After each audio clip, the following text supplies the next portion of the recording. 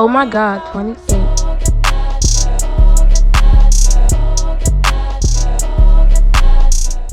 Some of these I haven't tried in a while. Hey y'all! Hi y'all, how y'all doing? First of all, our 6-day challenge has got us feeling real loose in our bodies like shit. Yes. So, welcome to Soul Palate. Thank you to the people who are continuing to listen. Welcome to the newcomers. I am Dee. I am Kapri. And Soul Palate is a podcast where two black women come to a table to taste spirits, experience spirits, and normalize the vernacular associated with the black and brown palate. To normalize incorporating the black and brown experience into how we experience spirits of any kind. So, yeah, welcome. Welcome. We talk about all the things. It definitely varies. So we're not going to give you any sort of theme there. The theme changes. It does. So. It does. I'm excited. Me too. I was going to say, I'm excited because I'm feeling, suspect it's hot as fuck in DC right now. Oh my God, bitch. Let's start there. It's hot as fuck. It's hot as fuck. In DC right now. It is not playing with us. It went from Luke spring, kind of cold, remnants, residuals of winter, to 40s. like, it's summer. Hello. 100. And if you haven't been in DC, it's humid here. Humid as fuck. So I love the humidity though. I'm always here for humidity. Oh, absolutely. It's great for your skin. But you gotta be naked, you know? Like, exactly. Clothes, like, I don't even want shoes on at this point. Like, barely. Straight slides. Listen, I don't want slides, flip flops. If it's closed toe, I need ventilation. Cause this is just it's giving a lot. It's giving a lot. But I'm loving it. I ain't mad at it though. We made it finally because I needed this. I needed sun. I needed heat, and the nights feel good, and that's big for me. Like when the nighttime feels good, bitch, I am thriving. Everybody's about to be the fuck outside. We're spending the money we ain't got. The money we're not fucking. I need to figure out my solution for all this. I drive. Listen, I live in fucking Maryland, so if I want to be active in DC, either I'm getting in someone else's car or I have to drive my own. And so I'm paying for it either way. Listen. So it's like, do I just pick a place to park and ride with others? Tag along in other people's Ubers? I don't know. I'm going to figure it out though. Okay. Because gas is projected to be $6 a gallon sometime this summer. And I already know my wife. We staying in the house. Like, there's just no fucking way. She's already tripping about the $4.59 right now is like the average for gas. That just stresses me out. Well, so I posted this in my story the other day from Joshua Potash on Twitter. But he said the average rent in the U.S. hit a new record high of $1,827. That's $1,827 a month. And that's not even including utilities.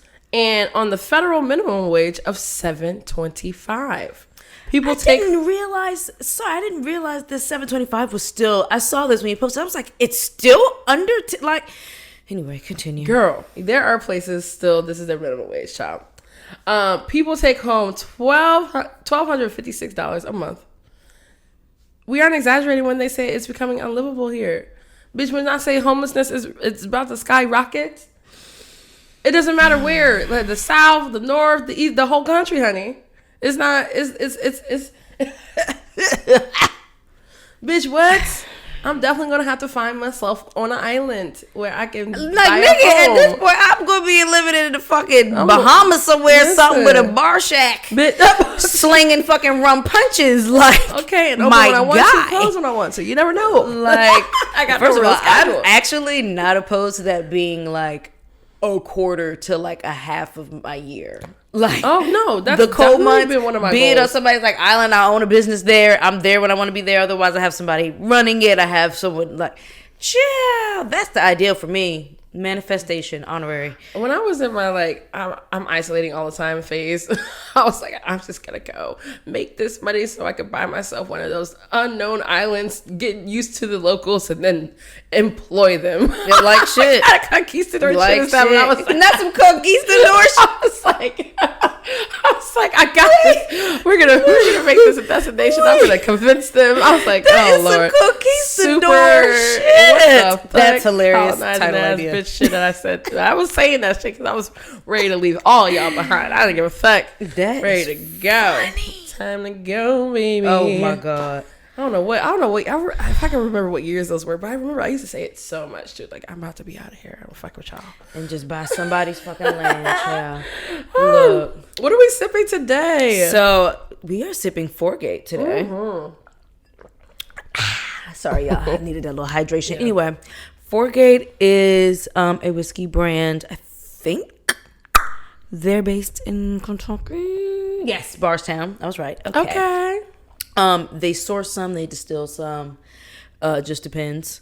So yeah, I've got a nice little assortment. So we've got 3 bourbons, technically 2 bourbons, a bourbon rye blend, and then 2 ryes.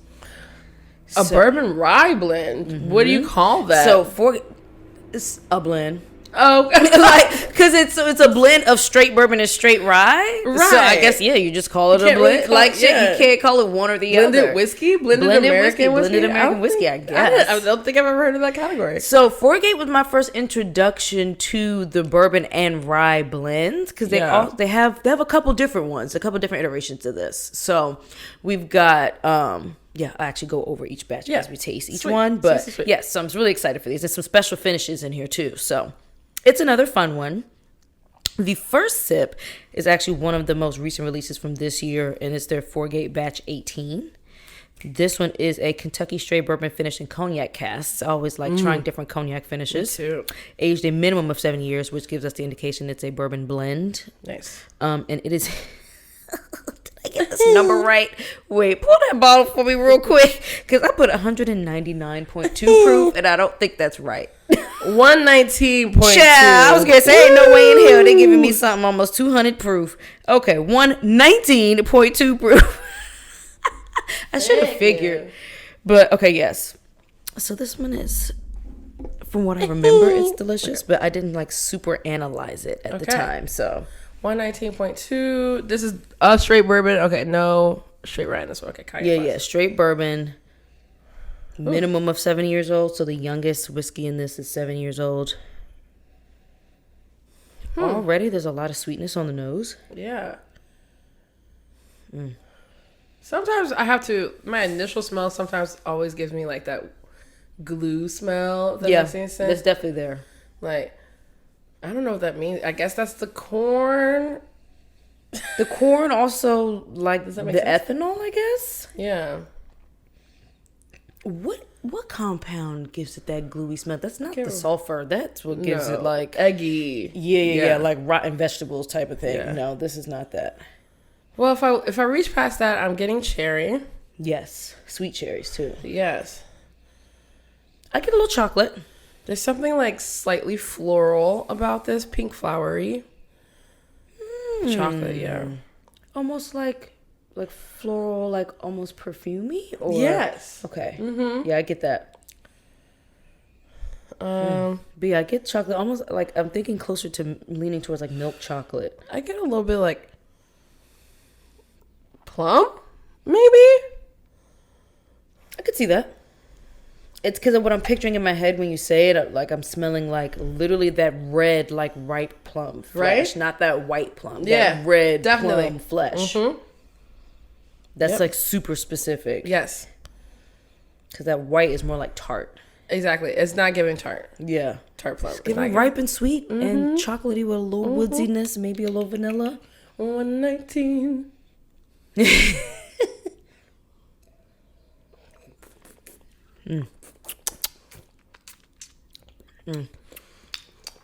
I tell you what, it's delicious.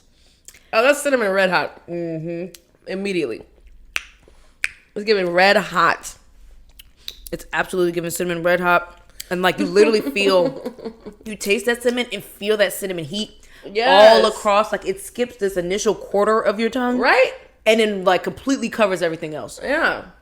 That is interesting. So that like the tip of my tongue just feels washed over. What? And then at some point it just gets hot towards the back. I was not expecting this because I feel like we got some of those cognac notes on the nose, that cognac finish notes. I get a little bit of this cognac influence, but in the sense of, like, I get the cognac cask influence, not cognac spirit per se. Mm-hmm.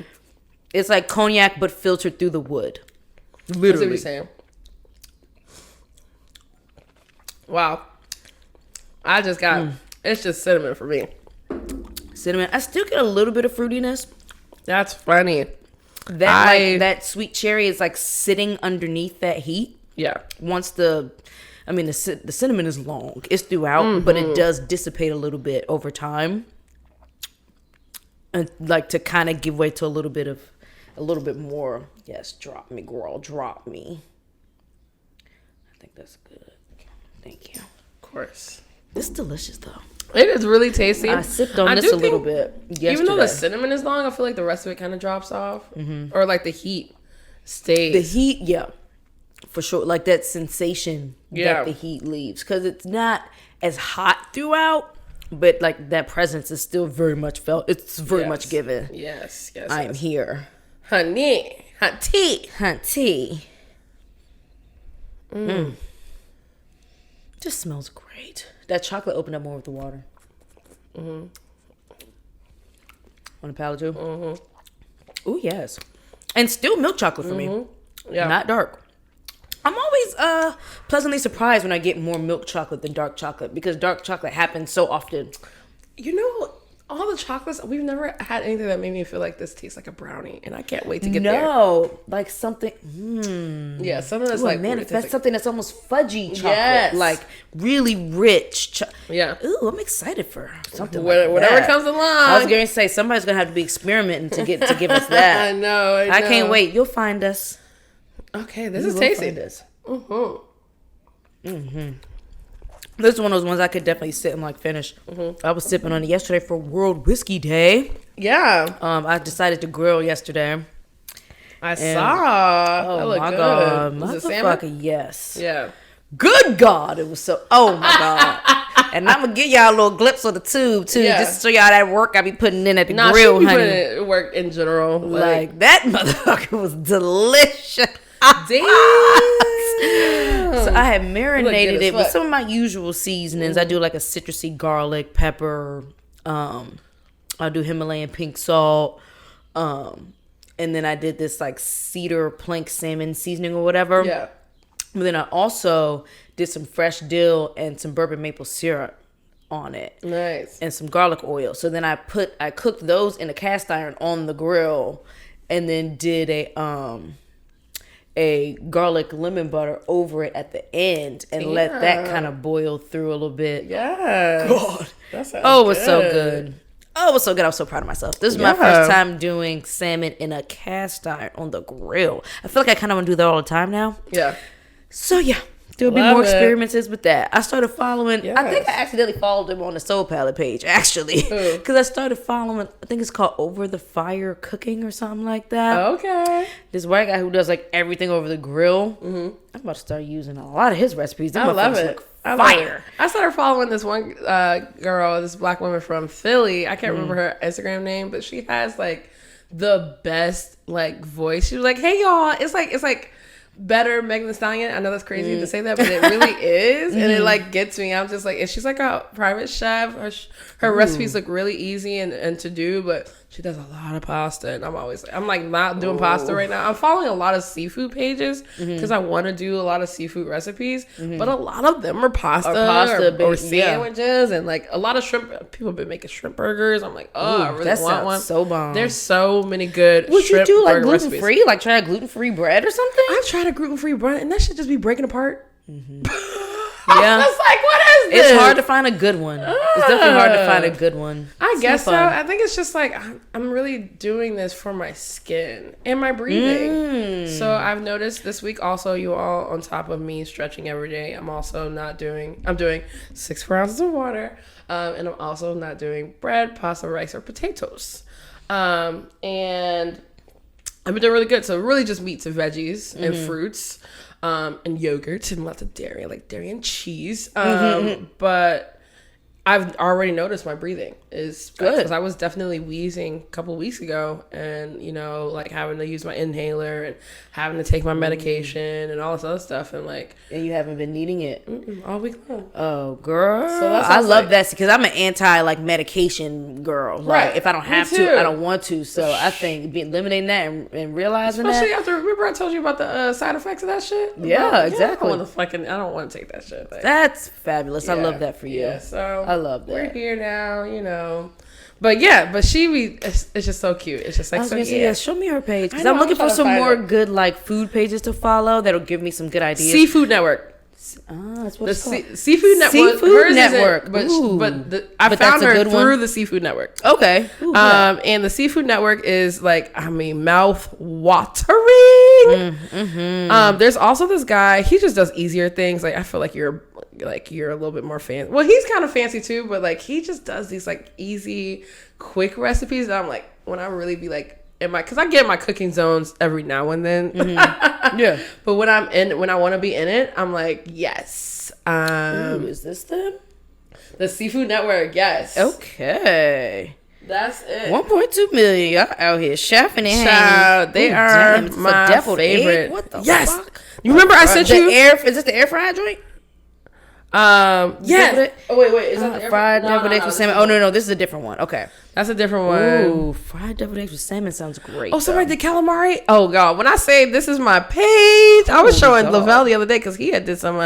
Look at that's so fried. They be doing shrimp fried rice, bitch. God, I'm telling you, fucking bomb. Okay, let me not get sidetracked because I'll get distracted the whole entire episode looking at food. Me too. Sorry, y'all. Look, and I'm hungry right now. Shrimp etouffee? Crawfish etouffee. Oh my god. Let me see crawfish. Okay, but yes, child. I'm gonna try to. Is this her? Oh wow, is that a crab? Oh no! Oh my god! Look at his face. First of all, he doing that with that Snapchat filter. First of all, Ra has gone down the rabbit hole of my Snapchat and is playing with every single fucking filter. She don't got no damn Snapchat, so she be on my shit playing with every filter, running up my battery, child. Then we did a Snapchat photo shoot with Snow. Oh my god, y'all. That was the funniest hilarious shit ever. Okay, y'all, I found her. Her name is Just Shanae. Just Shanae. Yes. And S-H? S-H-A-N-A-E. Okay. And let's listen to this one. I don't feel like it, but the kids gotta eat. So I always have shrimp in my freezer. Y'all know that. I'm gonna make this. First of all, I love making my pasta sauce that way. When I really don't feel like it and I want to make something quick, you don't have to really worry about white wine. ingredients. You just need some seasonings, some tomatoes, some spinach, some garlic, and some shrimp and butter, and that's it. So you stir that in real, and that becomes your sauce for your pasta. And you add in whatever kind of pasta you want. So whatever you got in that cabinet, add it. And boom. So quick and easy. Do y'all see how fast this video is? I mean, come on. Full of razzle dazzle. You add that full of razzle dazzle. It's giving razzle dazzle. Hello. Ooh, it's giving razzle dazzle. That looks so bomb. So she says that I think every video I've seen, she's like, "Oh, look at that razzle dazzle. You know it gotta be full of razzle dazzle." So yes, shout out to Just Shanae. I'm making that this week, honestly, because it's such an easy one, and I have everything for that in my house already. That's one of my favorites, and I always top it with a little white wine. Yeah, she did this chicken one where it was just like a all-in-one chicken. It was like chicken, spinach. Is it this one? Ooh. Yes, in one pot. Sorry, y'all. This is the last one. I'm on a list for a struggle meal, like a gourmet struggle meal, though. All you need is some chicken thighs, which are still kind of reasonable at the market. I season them up, and then I just pan fry them real quick like that. Once you do that, you just remove them from the pan, and then you use that same grease to add your garlic and your peppers, your onions, and your mushrooms, and you just mix that up. You season that up as well, because you know you got to season. Come on now. And once you do that, you add your heavy whipping cream. This is what makes the dish so rich and so good. You also add some spinach. Oh my God, the razzle dazzle. Oh, bitch, yes. Look at that. Once you put your chicken back in, you put a little drizzle on top for the camera, and then you put it in the oven. Pop it in the oven and you pop it out and it looks like this. Oh, I can do that. Oh, bitch, yes. That's my recipe. There's no no bread or nothing in that. And Ra's gonna love that one because she likes anything with chicken. Yeah, so that's her. But yes, this is what. Look, damn, she's so cute too. She is a cutie. Tuscan chicken thighs. There we go. I'm saving all these. Okay, let me not get caught up in the food. Okay. First sip was fab. Yes, first sip was let's get to our catch up. Okay, yes. Okay. So we've made it through the first week of our 66-day challenge. We're in what, day 7 now? This is day 7 today. Yes. So so far so good for me. Yeah. I forgot to document one of the days. I think day 4. That was like the harder day for me. Excuse me, for some reason. And then yesterday, because I just had so much going on, I didn't get a chance to actually do my yoga, whatever. So I doubled my sessions today to kind of make up for that. So I did 2 different things. And that felt good. I've been feeling very much better in my body. Yeah, me too. Feeling just looser, period, which has been nice. Yeah. I'm sleeping better. Actually, I've noticed. I'm sleeping better. That's awesome. I didn't even think about that as a side effect, but I've noticed that I've woken up less. And I've not woken up feeling stiff. Like I can kind of just hop right up. Which is nice. Oh my God, it is. If for nothing else, that makes it very worth it. I'm like, doing it every day now. Shit. There's no reason not to be honest. And when I realized how easy it is to just set aside a minimum of 30 minutes, there's really no excuse not to. One of my days because I have 2 yoga mats, I took one of them to work, so I've left one in my office now, so I have no excuse. I can set 30. I closed my door. I was like, I'm closing my office door for an hour. Don't bother me. Right. And I did my yoga. Nice. And so I'm committed. I love it. Yes. I'm committed. I haven't been counting my water ounces. I need to, but I've been doing my little Yeti, which is at least 30 something ounces at least. So I've been making sure I finish 3 of those. Oh, good. Yeah. Absolutely. I've been doing good and getting through at least 2.5. So I'll be happy if I can at least get through 3. Yeah, absolutely. Consistently. It's definitely a struggle. I've also been feeling better. I'm using the stretcher app. I've been doing a 13-minute stretch, okay? Nice. But it's been great. Today I recorded myself, but I was naked, so y'all not going to get to see that one later on. But today I did a different stretch and didn't even notice it was a sit-down stretch with my wrist and my back and my rib cage. Oh my God. I could totally feel everything in that moment. But it was great. And like you said, waking up, my hips don't hurt when I wake up. I used to hobble a little bit. I was having issues with my sciatica nerve being pinched or whatever. Yes. That hasn't been an issue for me. Yeah, same. So it's been awesome. My inner thighs feel a lot better. But there's still a lot of things where I'm whoa, bitch. Still working your muscles in different positions that it's not used to. I definitely can still feel where I'm tight in a lot of areas. Yeah. Which makes me mad at myself because me too. Some years ago, I wouldn't have I was so flexible at one point. And now I realize how flexible I'm not. Yeah. And so I'm determined to get back to being as flexible as I was. Because I used to be able to completely fold over, chest, stomach, all that flat against my legs. Oh, shit. I can't do that right now. I cannot do that. I used to be able to with no problems. Now that shit is a struggle. Bitch. There's this one where it's you gotta you're sitting on the floor, legs front of you, and you're supposed to roll all the way down, get to your knees and come up. Bitch, I'll be like... I'm not even moving. I used to be able to in that same position be able to my hands could be flat against my feet, and it wouldn't be a struggle. Now it's a fucking struggle. Bitch. I gotta do it from the side of my feet. Now I'm pull myself forward. So then I gotta be careful with that because then I'm am I straining myself? You don't want to strain yourself. Right. Exactly. So I focus on going to my limit and then just taking really deep. That's all yoga is. Taking a ton of deep breaths and letting your muscles ease into it so that the next time it's easier. Right. So don't strain yourself. If you feel like you're straining yourself, just take a long ass deep breath. Yeah. And then your muscles will kind of release to whatever that next little inch of a limit is or whatever. So absolutely. But it's been great, Water, I have been trying to count my water so that I can keep up. During work I found that it's harder because I'm thinking about so many other things. But I also accidentally, but not accidentally, I've been wanting to do this anyways, didn't drink 3 days out of this week, which was great. I actually felt more tired. I'm not gonna lie to you. Interesting. Yeah. The next days I was woken up hazy. The minimizing of the amount of sugar intake. Because apparently, so from what I've heard and read or whatever, when you are taking in less sugar than your body's used to, the initial reaction to it is to be more tired. Oh, okay, because that's has to be because your body's getting kind of recalibrated or whatever, adjusting to not pulling from that. So you mean I just need to drink every day? You just got to get your body trained to be used to that. Yeah, that's it. But I was like waking up groggy. I mean, and that's what another thing about this was like. There were so many times where I was just like, it's just 13 minutes. I can do this. I didn't want to get up. Some days were a lot of convincing. Too. Rolling in the bed, but like I was like, I'm about to go to work. I'm not gonna. If I go to work, I'm not gonna do it. So I had to do it, and that was like late to work some of the days, just trying to get it done. But yeah, I did it. But you've been feeling better. Yeah. So yeah. Have you been feeling? You did. No, you already said it. So because when you said it was like an emotional one, I've been realizing. And it's not even in the moment while I'm doing the yoga or whatever, but just randomly throughout the day, a couple times a week, I've just kind of like felt certain emotions just kind of come up and not know where the fuck they came from. So I feel like just the whole process of just moving all that energy around internally just kind of bringing stuff out. Yeah, I probably just wasn't even, like it was probably sitting dormant somewhere without me even realizing it. So I've been having that effect kind of happen. I've definitely been trying to think intentionally while I'm stretching. Either it's about focusing on where I feel my body. So it's like, okay, I feel this or this.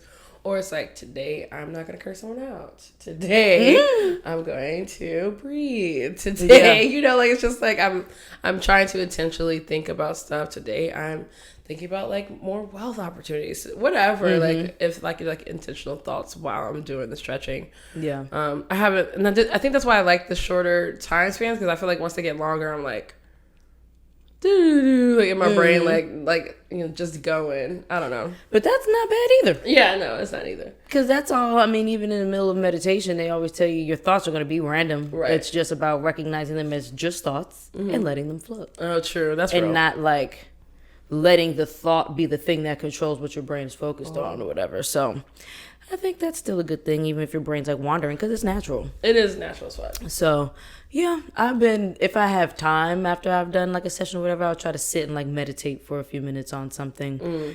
I know in the middle of doing my yoga, typically my focus so far has been like strength building. Yeah. Especially like in my upper body, because I've always had strong legs and stuff, but like regaining my strength in my upper body. Nice. So that I can like do more stuff like planking and stuff like that.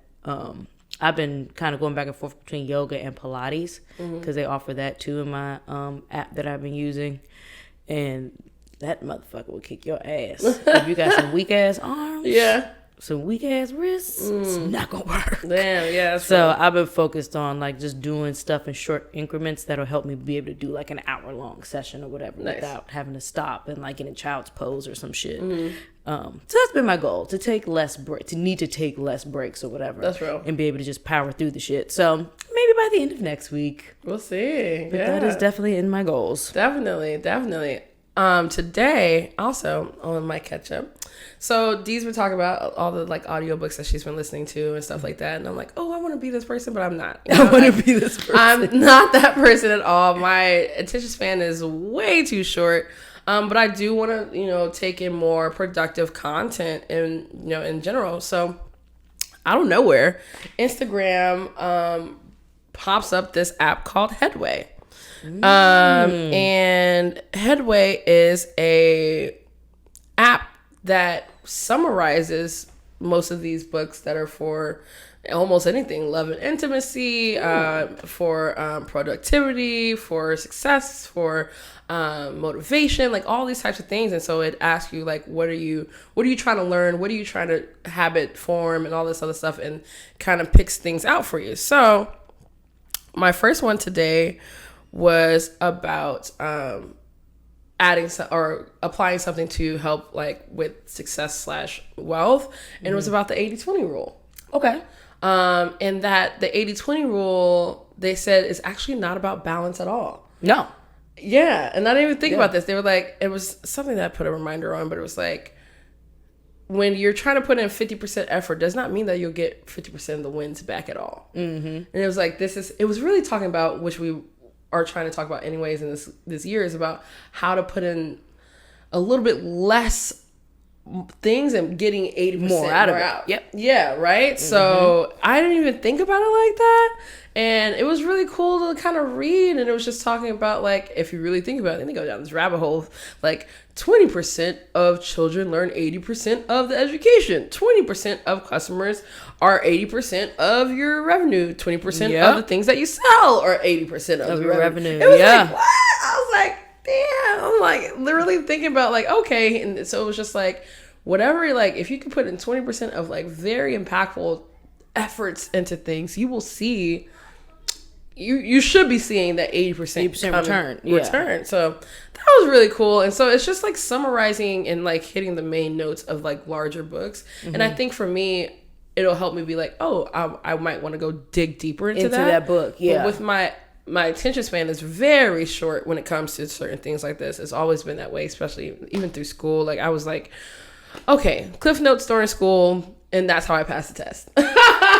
Cliff Notes is a motherfucking lifesaver, boy. Okay, because I mean, even with WSET, I was like, what is the point, honey? Exactly. That was my struggle with WSET, because I'm like, we're taking a lot of scenic routes. I really want to get to the crux of this so that I can understand. Absolutely. For the sake of the test, like, so what do I need to know? Right. So right now I'm putting myself on a daily 10-minute read, but I can up it to 15 minutes. I can up it up to like 20-minute reads.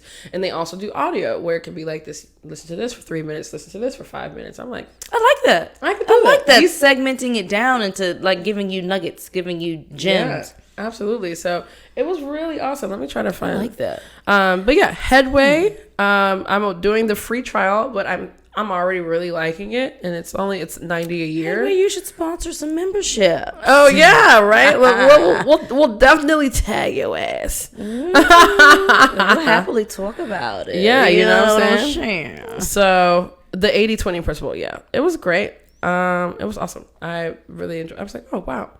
Categories was productivity. Yeah, I love that. So okay, I'm gonna keep Headway app. Now all of a sudden I'm adding another thing, but we talked about this. One thing is going to start spiraling into other, but there are other productive things. It's not like you're taking on shit that kind of takes you away from your ultimate goals. So that's true.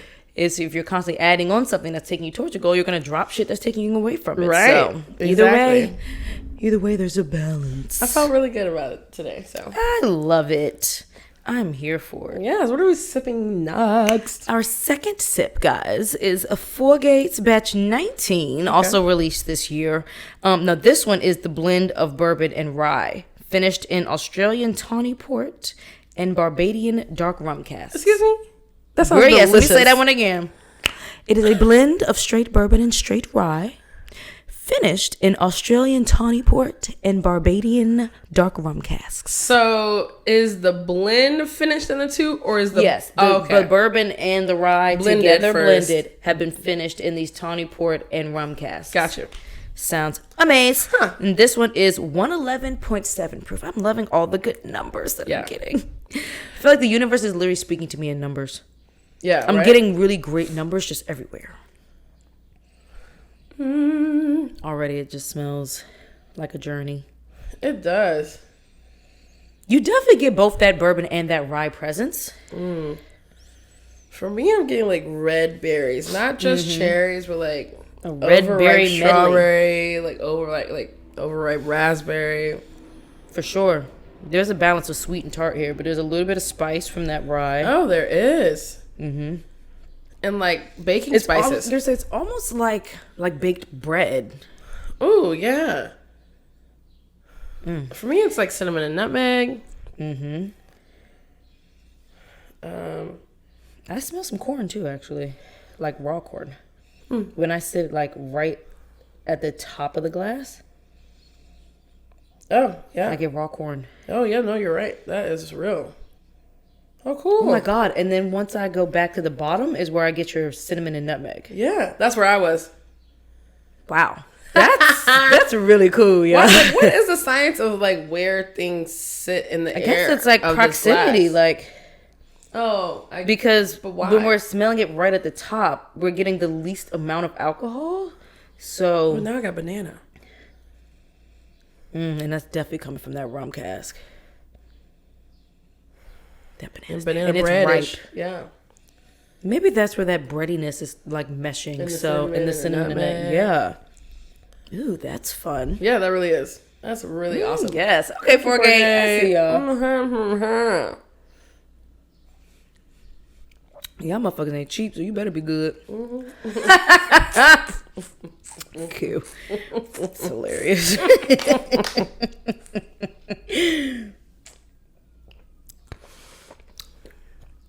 Sucks to be an expensive ass whiskey and taste terrible. I was gonna say, because it's not always the case. No. It is not always the case. I've had some pricey ones that I'm like, why? Whose palate is this serving? I feel like this is the same thing where the first one where the flavors are falling off for me, but the feeling is still there. Yeah. Let me try That is interesting. Okay, let's see here.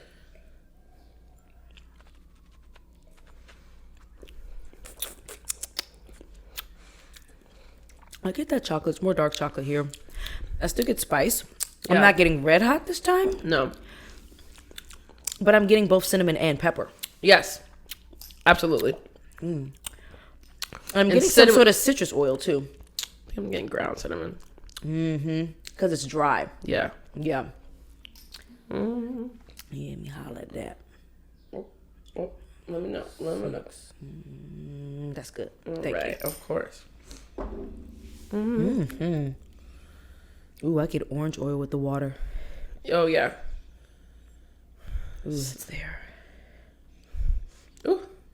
Ooh, random sidebar, y'all. I'm hungry. Oh, I have not eaten. I was like, do you think they're going to have food? I hope so. I'm so hungry. Ooh, I hope so. They're close to the Royal, though, so we could go. Ooh, we could definitely go to the fucking Royal.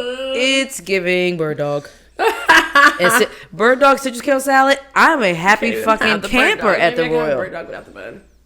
Yeah. First of all, that'd be bomb without the bun. Everything but the bun. Everything's so it really is the bird dog delicious. itself. Yeah. Also, bird dog and is the toppings and stuff. Oh my god. Is this chicken hot dog, y'all, at the We Royal? plugging a lot of y'all motherfuckers. We really are. But Honorary it's so where we fucking eating. good. Yeah, that's true. But that's the point. So y'all know that. But we need engagement so these motherfuckers know that we're doing it, and so they can sponsor us. It's okay. We're gonna figure this out. We're definitely gonna figure it out. I've been listening to vanilla. That vanilla bomb just happened to me. Oh yeah, on the nose, right? Mm-hmm.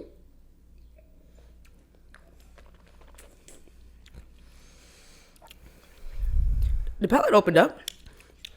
I'm getting that I orange still get. now. I was gonna say I still get the citrus oil. So yeah, I'm definitely getting that orange. A lot more of the chocolate for me too. Mm-hmm. Wow. Now that pepper just sits in the back of my tongue, where the cinnamon kind of lingers around the middle, but not as hot. Yeah, I definitely liked it with the water for sure. Yeah, the water kind of elevated that. It brought out more of the notes from the casks. Mm-hmm. Sure did. It sure did. Oh, that's good. Mm-hmm. This is the one thing that I love about whiskey as just period. Mm-hmm. There's so many different things you can experience. Yes. Like, there's just so much. I could really nerd is. out all fucking day. And doing this show for me has shown me that I can still love whiskey. Like, I think I definitely abused it, where it's like shots and that's all I was taking. Because, like, I remember when I started working at Reliable, I was fucking drinking, like, Jim Beam rye. Like, we was going all night. Jim Beam rye is all I wanted. Lord. Just doing dummy shit. That shit'll fuck me up in the morning. If I just do whiskey all night, and then I gotta sip it. Woo! So after, like, I think after camp a couple of times and stuff like that, like, I was just like, I'm just gonna get off of this go. From what the stories I hear, camp will do it to you. Child, the drinking out of the barrel and then going back and just drinking at every event you're Every drinking. function. Yeah. I mean, you don't. I mean, it's like you don't have to. You don't have to, but it's like that human thing where you're just kind of not even consciously going with the group. It's a pool party. We're dancing. We're eating food. I mean, like. But, like, second time I went, it was, like, water shots. I was doing water laybacks, bitch. We're drinking water. Yeah. Okay, you need this. Hydration is so fucking key.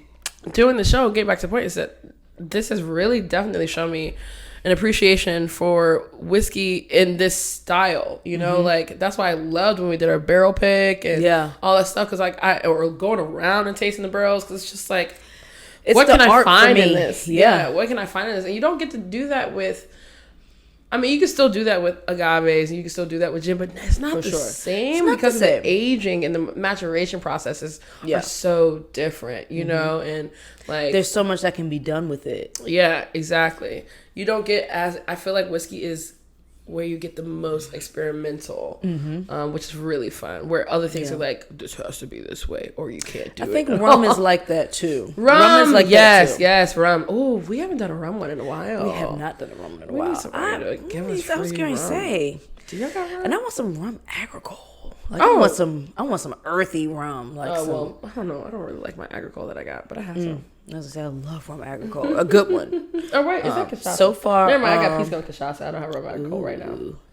I think that could be a good one, going through all the different sugarcane, all the different iterations of the sugarcane spirits, like out of Puerto Rico, out of Cuba, out of Brazil or whatever. Whatever we can get our hands on, we'll figure that out. Yeah, I like that.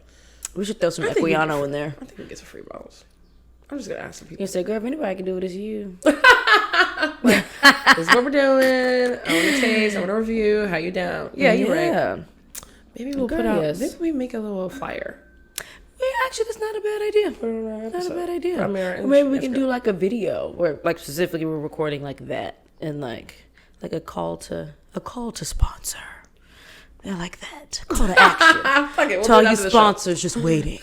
We'll write a script. I love it. Okay. Here for that. Scripts.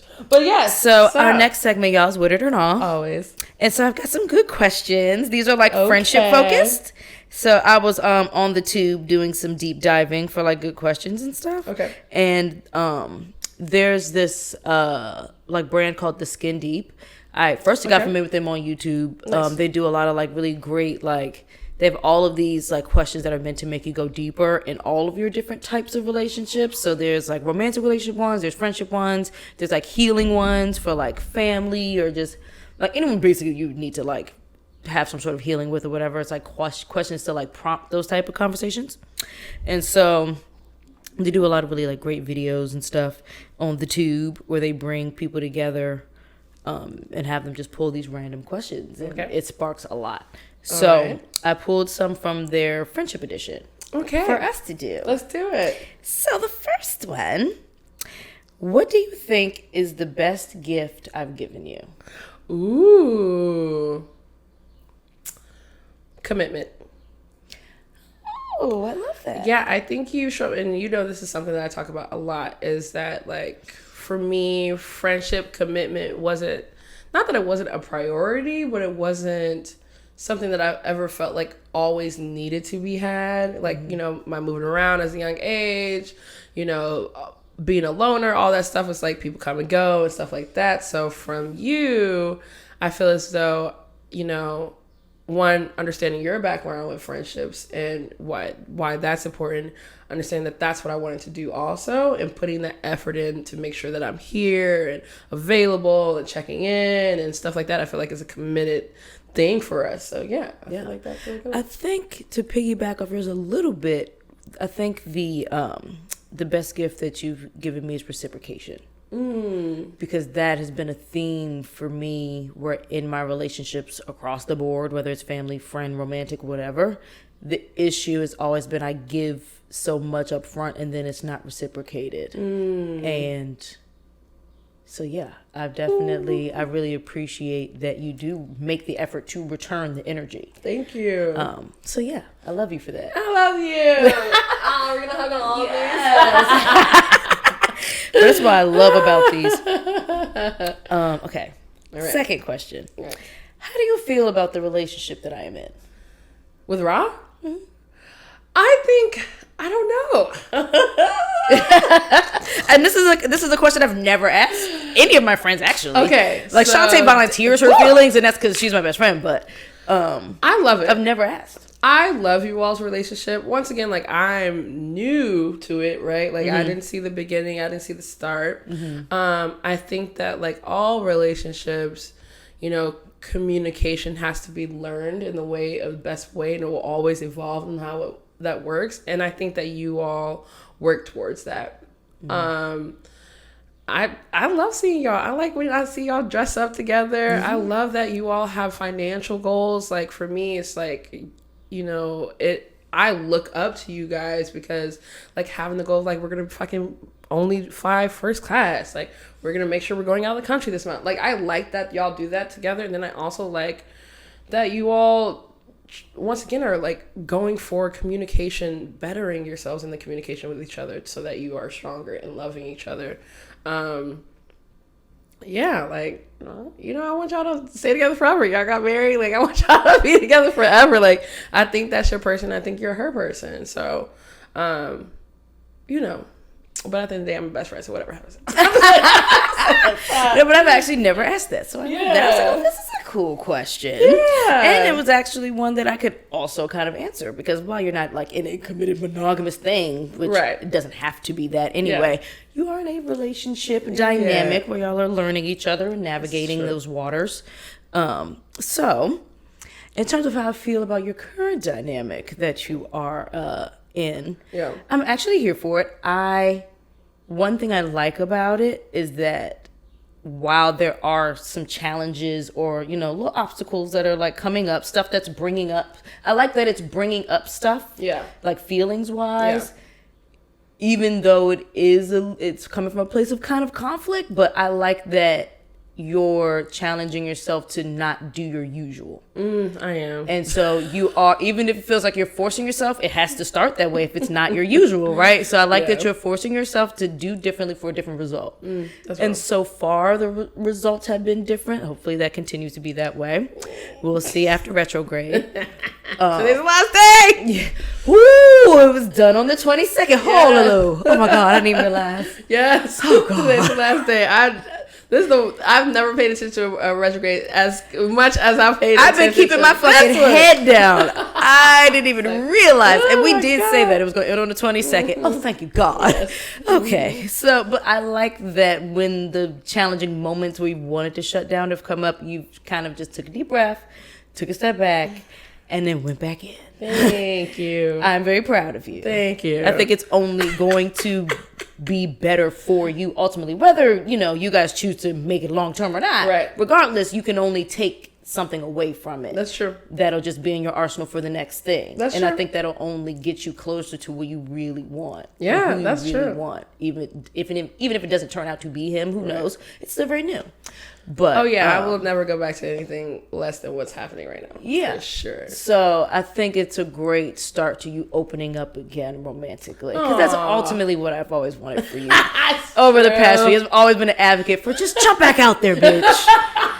It's so just true. do it. Fuck these niggas. But at the same time, giving your space to feel however the fuck you feel in the moment. Absolutely. If you fuck these niggas right now, absolutely. All right, bitch, well, let's fuck these niggas right now. Like, keep a roster, bitch. Whatever It's keeps so you true. happy, like shit. So I'm glad that it's just feeling natural and organic, and the way it's kind of happened has been and it seems very mature. Oh, yes. I think it's very mature. I definitely actually look up to you. I don't know about him, but look up to you in a way of like your ability to just be very upfront with what you want. Thank you. Yeah. I'm not as great with that. In certain dynamics. Yeah. Like, in certain dynamics. There's a lot of ways I ain't got no problem telling you what the fuck I want. That's right. But there's some other aspects that just feel a little closer to the chest where I'm not as like upfront about it or whatever. I kind of shy away from it. So I definitely look to you to kind of like get some of that to rub off on me. Yes, you know, girl, I'll be like, just say it. I don't know. There's nothing else I can do. Exactly. It's fucking say it. Guess what? Nothing will happen until you say it. Until you say it. So you definitely be in the back of my mind sometimes about just some shit. I'm so far into that. I just be like, bitch, don't say it yet. Because I'm like, it probably was the wrong time to catch you on that one. But the bitch had to say what I had to say. So I did. One piece of advice I definitely took away from when we were at, what was it, Yardbird? Was when I want to have like a more serious or like difficult conversation with Rod, not doing it at home. Yes. I took that and I definitely, that advice it forces it. And not force, but it gives you a space of like, we're here together. You know, a person that you love ain't gonna leave you. Mm-hmm. You know, in that moment, like, we're here, let's talk about it. We're not about to, you know, feel so comfortable that we need to rile up or anything. Yeah. Let's have this real ass conversation and like look at each other and like really be serious. Like, you have to pay attention to me right now. Yeah, and intently listen, because we're not yelling and doing all the things and like over talking each other and shit. And so I was like, oh, that was great advice. Yeah, that's when we were in Baltimore. That was where I tried it, and I was like, this makes so much sense. Just let's go. Don't do it at home. Also, let's get serious right now. Yeah, for sure. And it know? worked. So Yeah. I definitely appreciated that advice. It Awesome. definitely worked. I love that. And that's just one of those things that goes to show, like, you can still get advice from single friends about your relationship stuff. Like, I've always been like, don't say it, because I don't be in relationships, y'all. Well, I mean, I do, but yes, you do. They don't turn out as well. But I just tell myself, like, girl, that's not, like, you don't have a successful relationship, you can't say anything. But I think it's all about communication, and I just like to comment on communication outside of, like, what the whole thing is, because I'll try to stay out of it. Like that's how I am. So I was watching another podcast, and they were talking about a similar thing, because one of the girls is married, and B. Simone's podcast with Megan. Yeah. Know for sure or whatever. Megan's married, B. Simone's not. She's Okay. very single. But she was saying a similar thing. Like, I was trying not to give her like advice on relationships and stuff like that, because she's been married 12 years. Right. Meanwhile, but they also have made another good point of, like, really the advice isn't about this is what you need to do in relationships, period. It's more like, I know you, the human, as a person. Right. Here's my advice to you as a person, as a woman, That's whatever. real. That's different than Yes. me trying to tell you what to do in your relationship. It's Child, I more don't like, know. here's what I'm observing, and because I know you and what you want to be happy or whatever, here's what I think. Yes, that's And definitely that's how I go really about what it. it is. It's not like me trying to tell you something. And I think that our quote unquote failures in relationships teach us lessons too, right? So it's like, if you're noticing something in somebody's relationship that was similar to something you've dealt with or been through or whatever, who's to say you can't offer that advice? It's somebody's prerogative to take it or leave it. Absolutely. If it doesn't work for them. So That's real. That's real. yeah. Oh, So it's just that's like- so awesome. I definitely, I love these. it's not too often that I even get advice from people. One, because I don't volunteer a lot of information. Right. You kind of have to ask me. Otherwise, it'll just stay in my head. And so when you don't really talk about shit, you're not really getting advice on shit, Right. because no one even knows you need it. So real. I definitely, that's one of those reciprocation things where, like, you actively check in and ask me stuff, Yes. which is nice, because sometimes I have to be pulled out of my head and say it out loud. Right, So yes. I appreciate that. Oh, yeah, I know. Oh, I love you. Oh, I do. I love you. I appreciate you. I do. I love you too. Sorry, I was not prepared for that one. It's okay. But it's good tears. It's Yes. gratitude tears. Yes, So absolutely. Absolutely. It's a real thing. Ooh, very first grateful. crown pod. I know, right? And we've First had some crown. good topics. She's the one to pick these questions. Bitch. She I picks just be these wanting to make sure questions. we're giving good content, We good are. soulful content. Absolutely. And so That's real. I guess that's though. inevitable if you're If tapping into your soul. It's gonna be a tear or two. So yes, absolutely. sorry, but not sorry, y'all. No, fuck that. I'm just playing. But that was a good one. So yes, That those are was. grateful tears. I'm very grateful. Yes, me too. I don't have that many personal relationships, so I'm super grateful for the ones I have. I appreciate that and hearing that, because all my life I've always, like, friendship wise, that has been a big thing for me. It's like, I know if I show support, they'll show me support, and I've always been let down. Not always, but, like, big ones More have often let than me, not, yeah. let me down. But I never knew how else to do it. But when I saw how much effort you put in, I have to put that shit back in. Like, I'm not gonna drop this ball. You know what I'm saying? Like, that's not cool. I know how that feels, especially with somebody that, you Likewise, know, yeah. You know, I'm like, this is my person. I'm feeling that this is my person. I'm gonna give that back. But child, some of these bitches out here, Bitch. Shouts out to the people who have found their person, platonically and otherwise, like, for sure.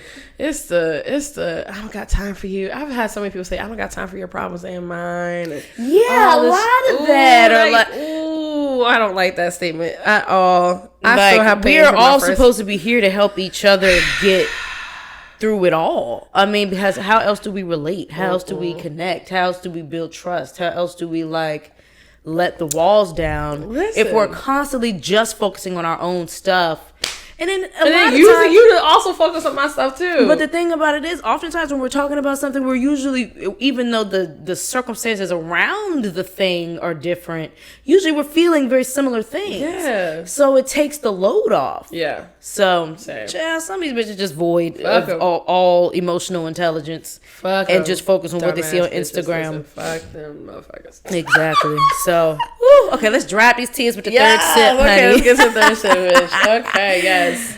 Okay, so this one, it veers off the beaten path of Fourgate just a little bit. So this one is a Seelbachs Private Select, which they don't do too many of those. So I love this.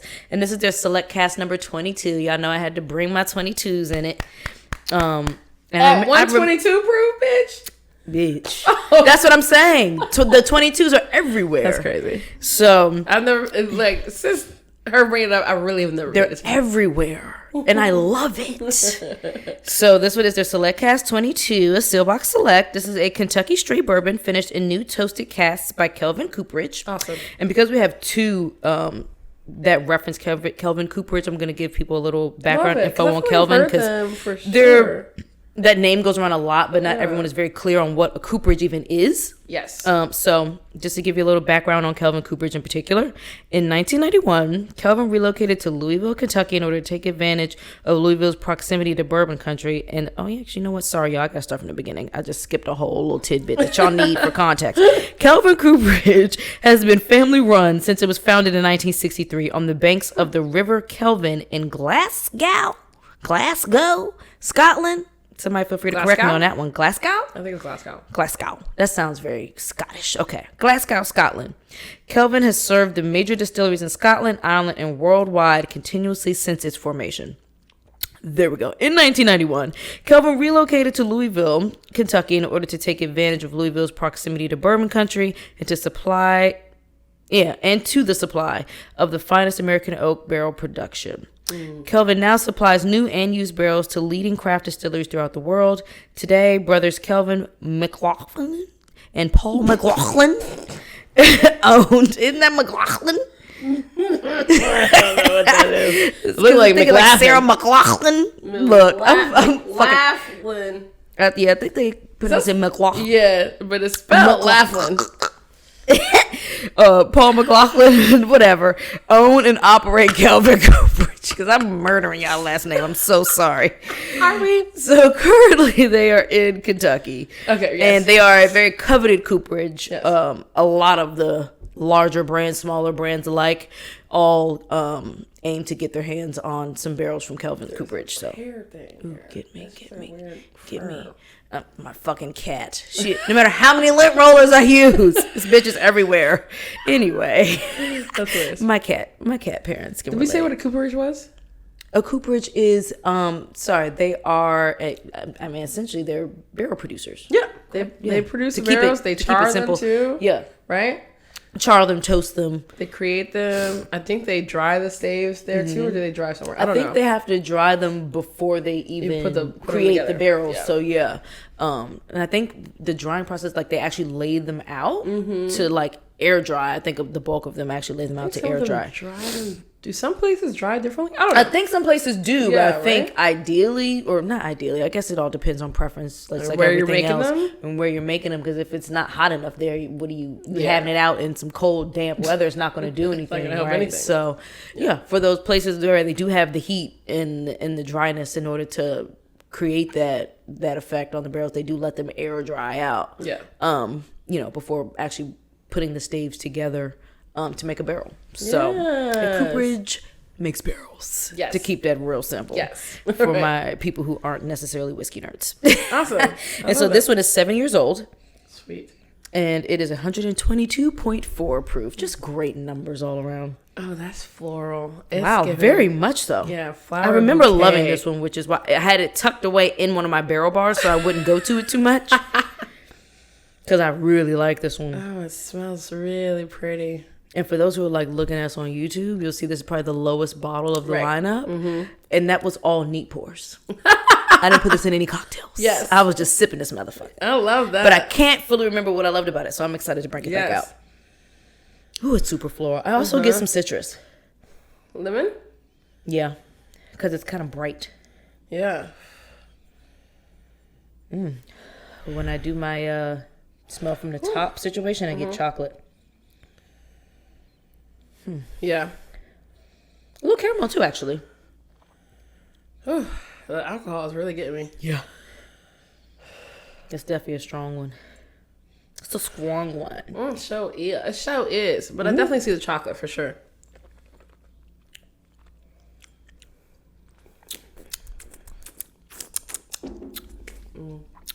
Yum. Ooh, Is that red hot? I think this one, I was drinking with a little splash of like even cold water. Oh. Just to let it let it warm up. That was like 12. From the influence of the cold water. I forgot what it was that I liked about it. It'll come to me with the water. I didn't even. I mean, that cinnamon happened really quickly for me. Yum. It kind of came and went, actually. Yeah. Yeah. Like that. That's how I felt about that. Oh, okay. So for me, definitely getting that caramel now. I'm getting like a honey glaze of some sort, if that makes any sense. Like, yeah, like a kind of like cooked honey. yeah. Yeah.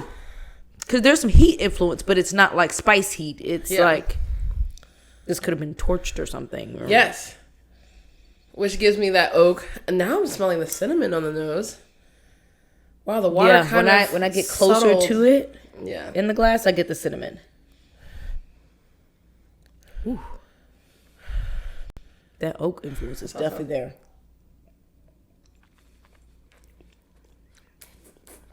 Wow, the water dried it out in texture. Made it evaporate a little bit faster. Yeah. Wow. And it evaporated right into that heat from cinnamon. Yeah, right. Like I'm like that is what I'm. And then finishing, I think there's some dry. Waxy? Yeah, waxy. There's some dark chocolate for me. Wow. But yep, it's delicious. I'm not mad at it.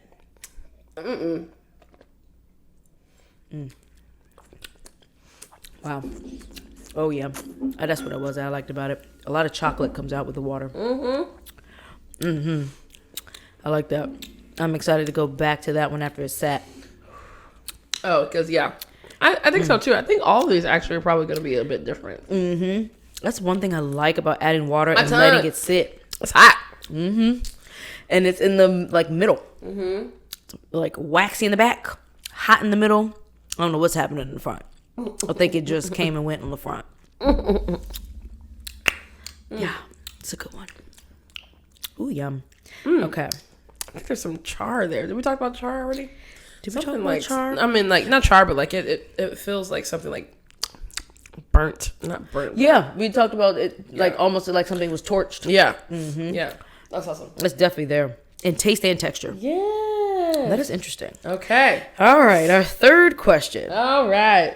When are you most worried for me?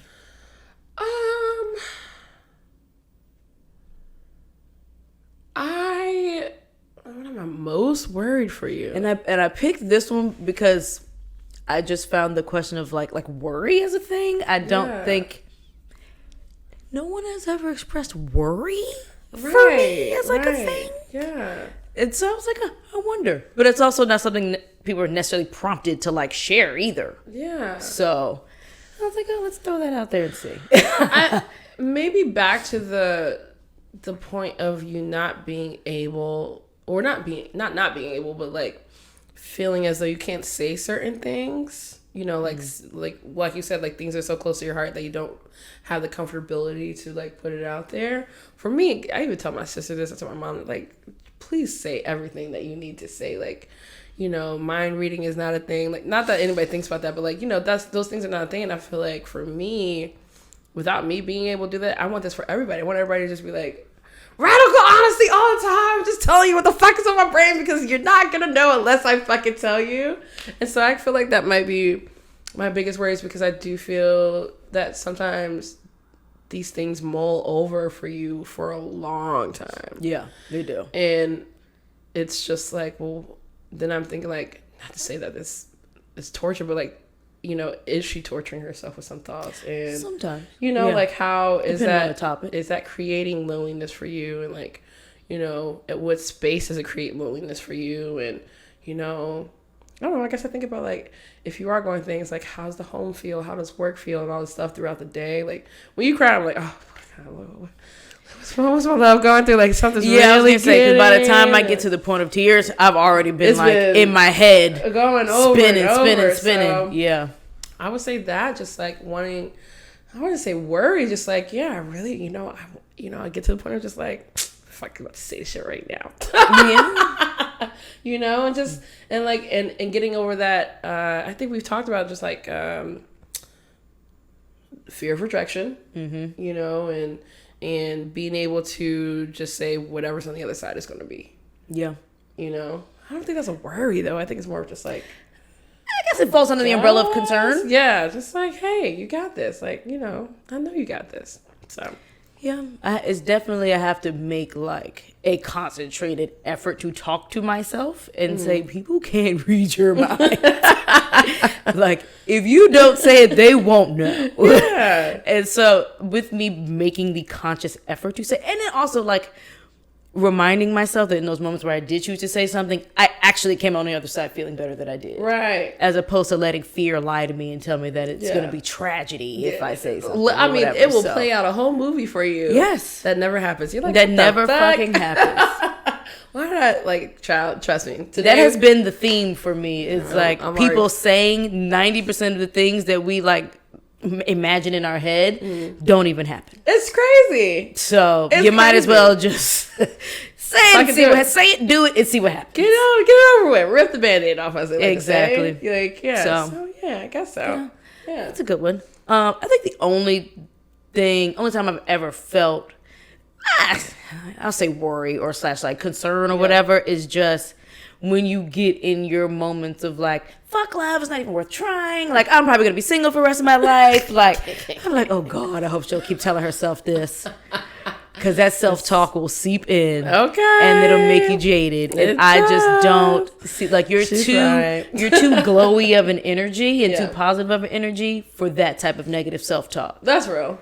And I always am just thinking about, like, I don't want her to attract fuckboys, thinking that all there is fuckboys. That's real. And so at the same time, I always want to like leave the space open, because I don't ever want to be that friend that tries to like talk their friends out of their feelings. Yeah, absolutely. But at the same time, I want to be like, okay, but don't keep saying that. Yeah. Because then you're going to attract the fuckboys. I feel that. And so that's the only time I ever feel like worried, is when you're like so down about something that's happened that you're like, just fuck it, I don't even want to try. Yeah, I can get that. And that's the only time, really. Otherwise, I don't really have no worries about you. Right. I mean, you out here doing a damn that's thing. That's a real reason to be concerned, because a bitch can, look, I can definitely get into I don't care. Yeah. It's done. Yeah. We're over it. Or I'll just be like worried, like, because someone's done something dumb. Yeah. And then you'll feel like regretful about like putting yourself out there. Oh, yeah. And I'm like, oh, I hope this doesn't discourage her from doing it again. Regardless of what I say. And that's what I've learned about you, is that you'll still lean in and do it again anyway. So the worry dissipates for me. Because I'm like, I feel like it's my she process. Gonna turn around. Yeah, I was going to say, she going to turn around and lean again. Hallelujah. And she'll have us to talk shit to again. I haven't yet to cut it all the way off. Because it's just like, at the end of the day, I'm a people person. I like to connect.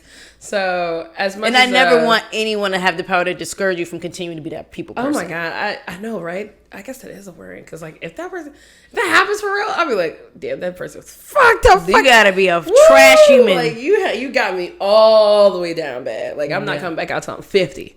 See, and we ain't getting there. If I got anything to say about it, we are never getting there. I will slash a motherfucker's tires before we get to some shit like that. Like, look, if the therapy is fucking his shit up, that's what we gonna do, bitch. And we gonna move on. That does attract fuck, because you're just like, all this is worth is fucking sex, and then like that's negative sex, and like, can't imagine going down that stupid ass. Oh yeah, I did that in my 19s and 20s. So yeah, I don't want to go back to that hoe ass phase. I like my productive hoe ass phase. Yes, where you're still having meaningful relationships. Exactly. And it's not like void of vulnerability and intimacy. Absolutely. So that's all I ever want for you, which is what I like about what you're in now. You're saying what you need, and for the most part getting it. Yeah, so that's true. Yeah. That's true. And I'm just happy that you've attracted that. So yeah, I just want you to attract more of that. Yeah, I've been trying to tell the universe what I really want. I'm like, I know I'm being saying specific, this, but it ain't true. Being specific as fuck. So that's all we can do. I know. I'm trying to figure out what the actual word for whatever I want is. It ain't all this other stuff that people keep saying. It might just be a series of words, though. Right. I've been thinking like maybe we pick 5 very intentional words for what we want. Ooh. And channel our energy around those 5 very intentional words, because we could go down a rabbit hole all day trying to like constantly. That's hard. I know, but it's 5. That's a part about making it intentional. That's true. Really boiling it down to like the foundation. Yeah. And then adding the nuances in. That's real. So it's another little project. I ain't gonna overwhelm us with projects now. Well, we did say we were going to try to start saying our intentions on here, right? Yeah, like what we want to manifest. Right, and manifestations. Stuff. We can call it setting intentions. I like that. I like that. Setting intentions. There we go. Love it. Done. So last question. Okay. What is something you never want me to forget? I don't know, because I have horrible memory, so I'm always like, whatever something I don't want to forget. Never want you to forget yourself. Ooh, that's a good one. We've had these talks about that feeling of like not being who you were or the things that you love. I don't want you to ever forget that. Like, I want you to forget that feeling. I want you to be you. If that makes any sense. Like, I think that you should always have that as a very high priority, right? Showing up to yourself as much as you're showing up to work, your relationship, this whiskey, like, you know what I'm saying? Yeah. Like, all the goals, like, and that's a part of our 66-day challenge. It's like, I don't want you to forget yourself. Like, sometimes I'm like, I want to know what it was before I met you. Like, I want to know what it was when it was like you at STK. I want to know these moments and stuff like that. So I miss STK me. That was a good era. You talk about that. So like, of course it's going to be definitely another level of that. Yeah. I already feel that you're always in your queendom in general, but like, I just like can't wait for you to be like expressing like, Kapri, like this is feeling at this moment. Yeah. So I could be like, that's my friend. Yeah. So there's I think a good glimpse into that side of it was definitely Tales. Okay. Because that's just where I just felt really free. Everything was really about having fun. It was about camaraderie, meeting new people, and it just felt very like kind of careless. Like I kind of miss feeling more like careless or whatever. Like I've been in extra adulting hyper mode for like almost a decade. It feels like. And that shit is exhausting. Like, there really hasn't been an opportunity to just literally let my hair down and not be worried about 50 things at once. But that's why I love paid trips, because it's just kind of like, it's not my money. I was going to say, I ain't got to worry about every aspect of the fucking budget. This is already paid for. We've already eaten. We've done this. We've done the adulting part in the morning. Like, it's just the rest of the days for us to just literally enjoy. I love this. Like, live in that. Fucking I want to live in that for sure. I think like the theme of like my focus right now is radical self-love and everything that falls under that. So like the 66-day challenge is a part of that. Learning to just say the shit that's on my mind like more quickly is a part of that. Awesome. And not because I think I've tried to overcompensate because I'm so Leo, and that has a tendency to translate, at least in like on the negative side of it, translate into a lot of like self-centeredness. And so I kind of overcompensated by constantly trying to make sure everyone around me is good first. And then try to focus on myself. But then by that time, especially if it's not being reciprocated, I'm drained like shit. And then I'm like a shell of a version of myself because I'm so damn tired of making sure everybody else is straight, or that I'm not like over-analyzing if everything is over questioning myself of like, is this ego? Is this like, are you being selfish? Or are you just, is it okay to be selfish right now? Is it not? Like, all of that gets exhausting. No, it really is. So like, less of that talking myself through the hamster wheel and just kind of like trusting what I feel and just going with that. Yeah, absolutely. And not trying to like convince myself out of what I feel. Yeah. And if it comes across somebody as self-centered, well, fuck. I mean, what can you do? What can I do? So something that I've been seeing recently, I think the most recent post about it was this girl. She was celebrating her boyfriend for his birthday, but the first thing she goes, the person I love most, of course, after myself, right? Like, I think it's okay for us to say to do that we love ourselves first and most. I love myself most. Yeah. Like, I think that, you know, growing up, it was always like, you have to love something else and not yourself because of the self-centeredness or because of the cockiness or whatever negative like word goes to like giving yourself confidence was really put onto us for these like friendships and relationships. But it's like, you really can't be your best self if you don't love yourself if you're not loving yourself first and foremost, and not indulging for yourself first, but really giving yourself the best things that make you feel your best alive. Self. Yeah. Like out here, like present and also working towards your goals at the same time. Like, I think the patriarchy contributes to that too. Absolutely. Because it contributes to like everything, right? But it's because there's also that narrative that's put out there of like, it's God, then man, then woman, then kids. Oh yeah, you're right. Like, fuck that. The fuck? You're absolutely male right. or female, like, it does not matter. Yourself is supposed to be first. I mean, we could say God, sure. Who first, is trying to tell us then to love self, ourselves. Then partner, then kids. Yeah. It's meant to be the, like, it's not you put your husband first or you put your man first or whatever. Yeah. Like, you put that partner first. Like, no, it's God, then you. Yeah. Because, I mean, it said what? God is in us, right? We are God. God is us. And so we're not feeding that aspect of ourselves. I feel like that's also an easy way to kind of detach from that connection to God too. Yeah. If you're putting all this energy into human first, like another human before yourself, it's almost like you're like, there's God and then you're like worshiping this person almost, or serving this person first instead of serving yourself first, so that you're better able to serve that person in what they need from you, because we can't be everything to everybody also. Absolutely. So so that's don't forget yourself. I don't think you ever will, but you know, I don't want you to ever forget that. Yeah, I love that one. Thanks. One thing that I want to make sure you never forget is that, I'll say at least in terms of our friendship, well, in general, is that love can very much be unconditional. Yeah. Because that's a thing. Like, because for me, it is. Oh, yeah. Thank you. It is. I'm not saying another fucking word because I'm crying again. My God. But no, for me it is. Yeah. So I want you to know that. And never forget that. Okay. I don't care if we ever get into a fight. I don't give a fuck about that. We're family. So okay. Thanks. And I also never forget that I'll say this now as a friend pact, what we're never allowed to do is let an extended period of time go if we're ever upset with each other and we don't speak. Okay. Yeah. I don't ever, because I would always want to know. Yeah. Absolutely. And I would rather just talk about it and get it deal out the with way. Whatever we got to deal with it. Yeah. And get to the other side of it. Okay. Like, you're someone I would never want to have that type of space or like divide with. Absolutely. For real. Absolutely. So that matters to me a lot. Yeah. Me too.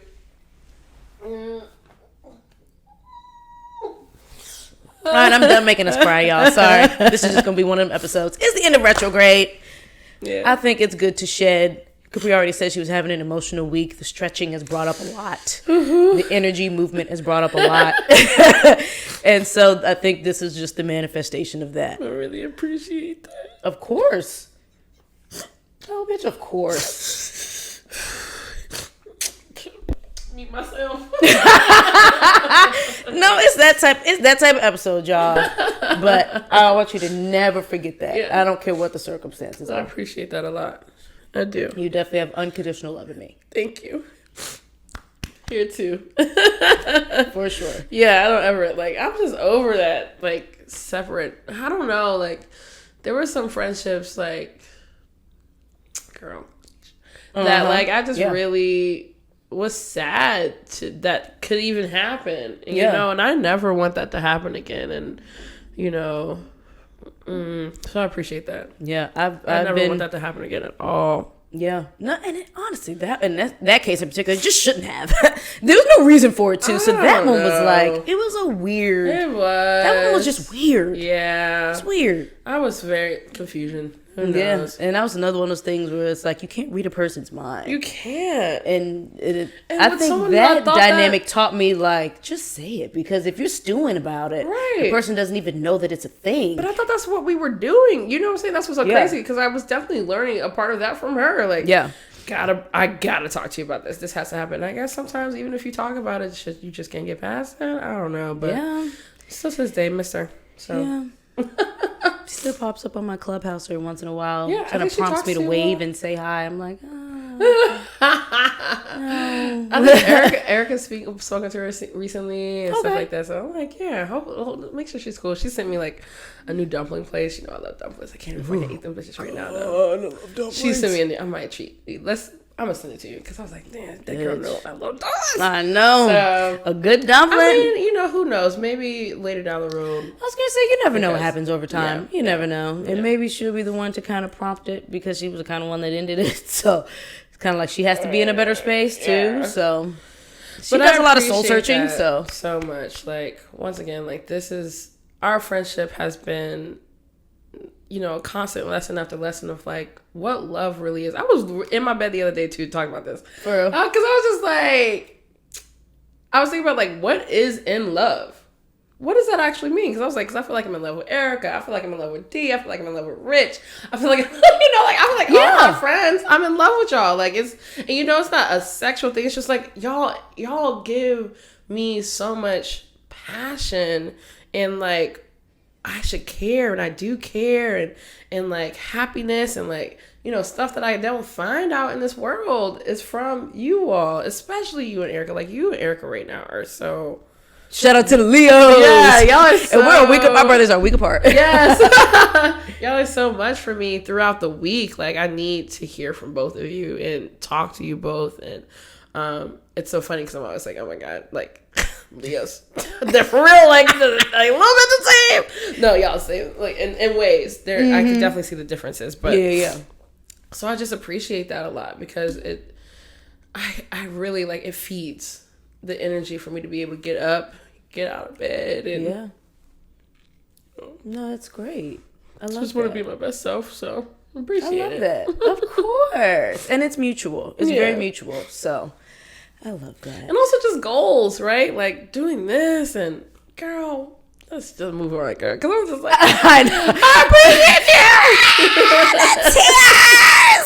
I appreciate you so much. I'm so excited for what we have in the future because of this. And I appreciate you saying that now, because that just like, no matter what, let's do the damn thing. Yeah, like no matter what, we'll have each other. Yeah. I think our friendship is like one of the most,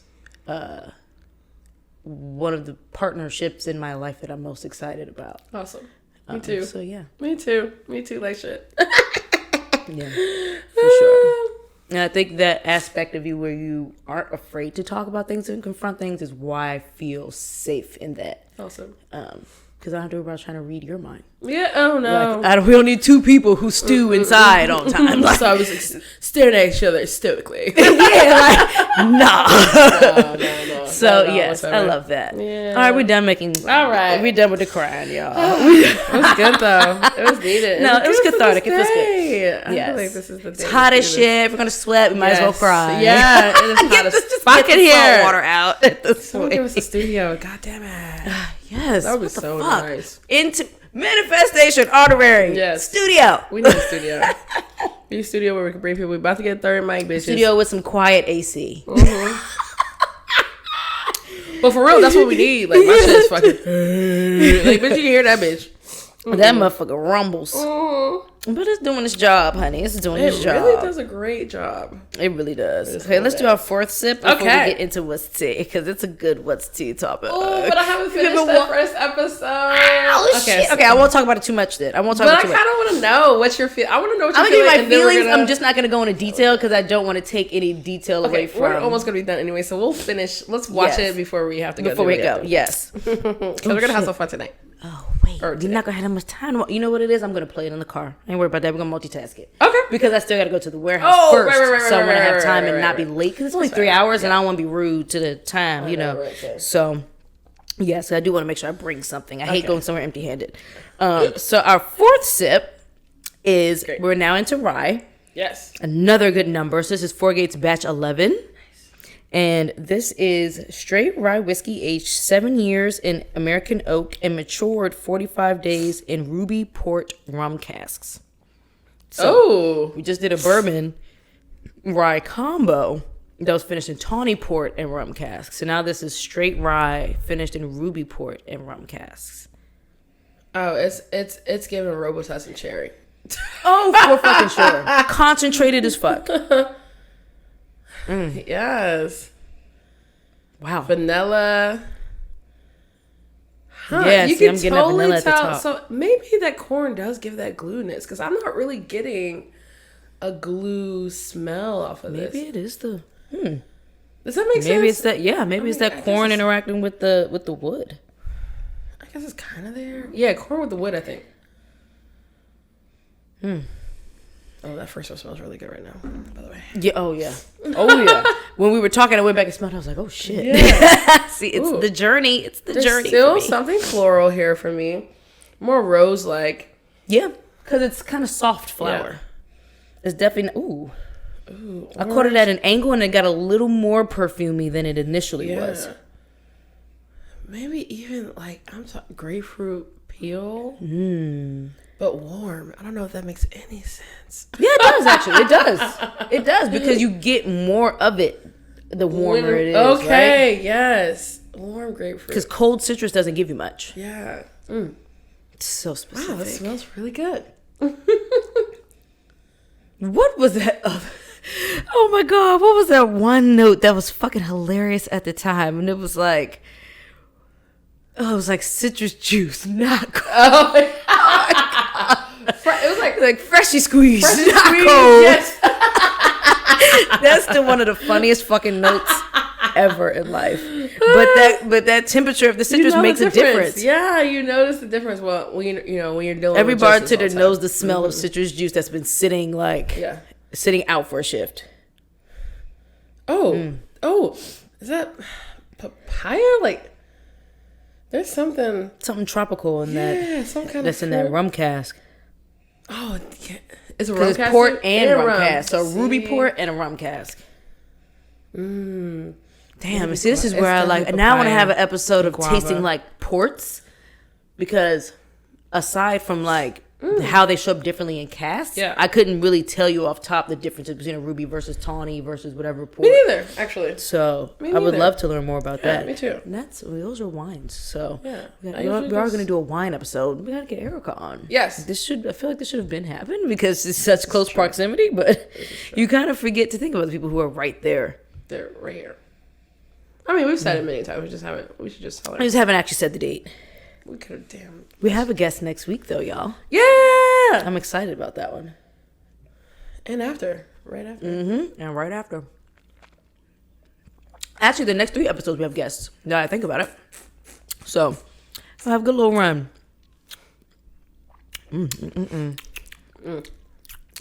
Wow. The cherry's there. So there. Vanilla. It's like dry. Mm-hmm. Yeah, it's like vanilla bean because there's that dryness. It's just, wow.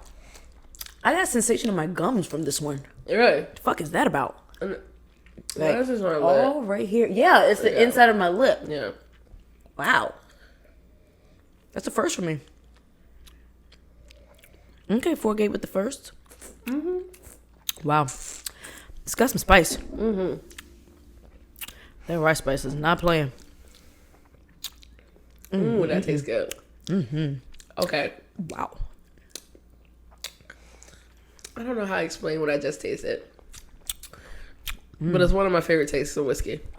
And I'm so sorry, y'all. I know that's a part of this. Is it like a more of a sensation or is it like a flavor? Both. It's like this, like, it reminds me of my first time tasting out of a barrel. And do you remember the distillery, first barrel you tasted out of? What's the first barrel I ever tasted? it was either Maker's Mark or Jim Beam. Holy shit. Water made this smell like multi-grain mustard. As random as that is, y'all. Not yellow mustard. It might have been Maker's Mark, maybe. Okay. I've actually never tasted Makers out of the barrel. I've never tasted Makers at barrel strength. Yeah, it's nice. Ooh, wow. Smells really good. It's giving me multi-grain fucking mustard. What is that? I smell that. I definitely smell that. That is a first time I've smelled a condiment in my whiskey. So, Fourgate, cheers to you twice from the same bottle, from first. Yeah. I've never had a whiskey give me a tingle in my lips, like on my inner lip. Yeah. And I've never smelled a condiment, especially something as random as multi-grain mustard. Yeah. No, for real. It's like super specific because there's that sweet, but there's that grain, there's that little like vinegary, like. It smells great. I love multi-grain mustard, so it smells fabulous to me. I would sip this and like eat a turkey burger. Wow. With the water, the florality on that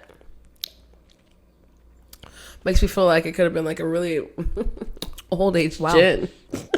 Actually, like it's bitch, weird. Yes, like you know, I don't know because it's giving botanicals, but aged. Yes, and because gin can be any white spirit base. Yeah, pretty much any white spirit base. Yeah, you can use rye. You can use yeah. And add botanicals in it. Throw it in a barrel. Call it aged gin. Yeah. Wow. That's tasty. And so it's a rye whiskey finished in ruby port and rum casks that drinks like an aged gin. It's giving the epitome of like a mutt. Yes, like what? But in spirit. Oh my gosh! But in spirit. But in spirit. A mutt spirit. It's beautiful. We say mutt with all of the love and endearment possible because this is great. And we're definitely gonna make sure Fourgate sees this one. Like, giving clip. Yeah, because I mean, wow, that's good. It feels like there are botanicals. The florality, a lot happening here. The bacon spices. Because it's giving fruit, it's giving herb, it's giving like bark, it's giving spice. All of that which you would get from a very drink it all. I think that's so far it's my gin. favorite. Yeah, that's awesome. That's so far it's definitely my favorite. I mean, even down to like I've always been a big rye girl though. I love ryes. I like that. I love rye. I love ryes a lot. Wow. They're finishing in like that milk chocolate. That is interesting. Yeah. In a dry wow. And it like dries out a little bit, but not quite waxy. It's a good one. Yes. What's the new flag they got on Legendary? I can't wait till they use that shit. The fucking gag flag. Oh my god, I can't wait till you finish watching the episodes, bitch, because you're gonna be blown when somebody uses one. Already? It's only 3 episodes. And you're gonna be blown. You're gonna be blown. All right, because I already know you're gonna be blown. It's only 3. Only 3 episodes. So already you can only use one. Like, so we're going. Do you save that for the top 5? Each person.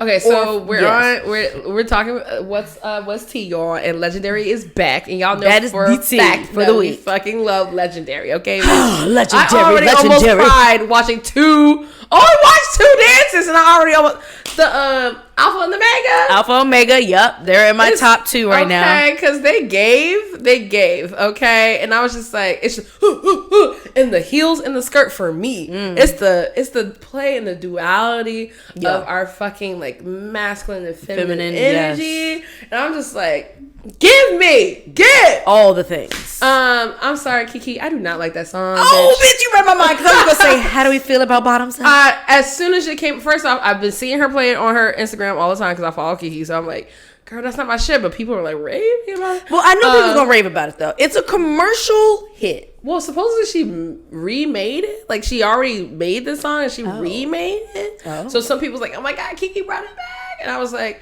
what the fuck song is this? And so I know you want to be a musical artist, Kiki.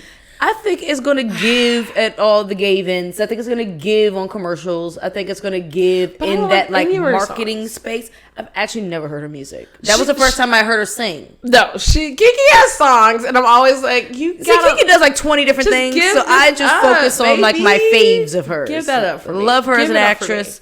Love her as a host. Love her as a comedian. Love her as a comedian. Yeah, because the gagoo still gives me all the things. No, but love that. I don't need the music part. I'm gonna leave that for the people who want that. So the only good part of that performance was her trying to.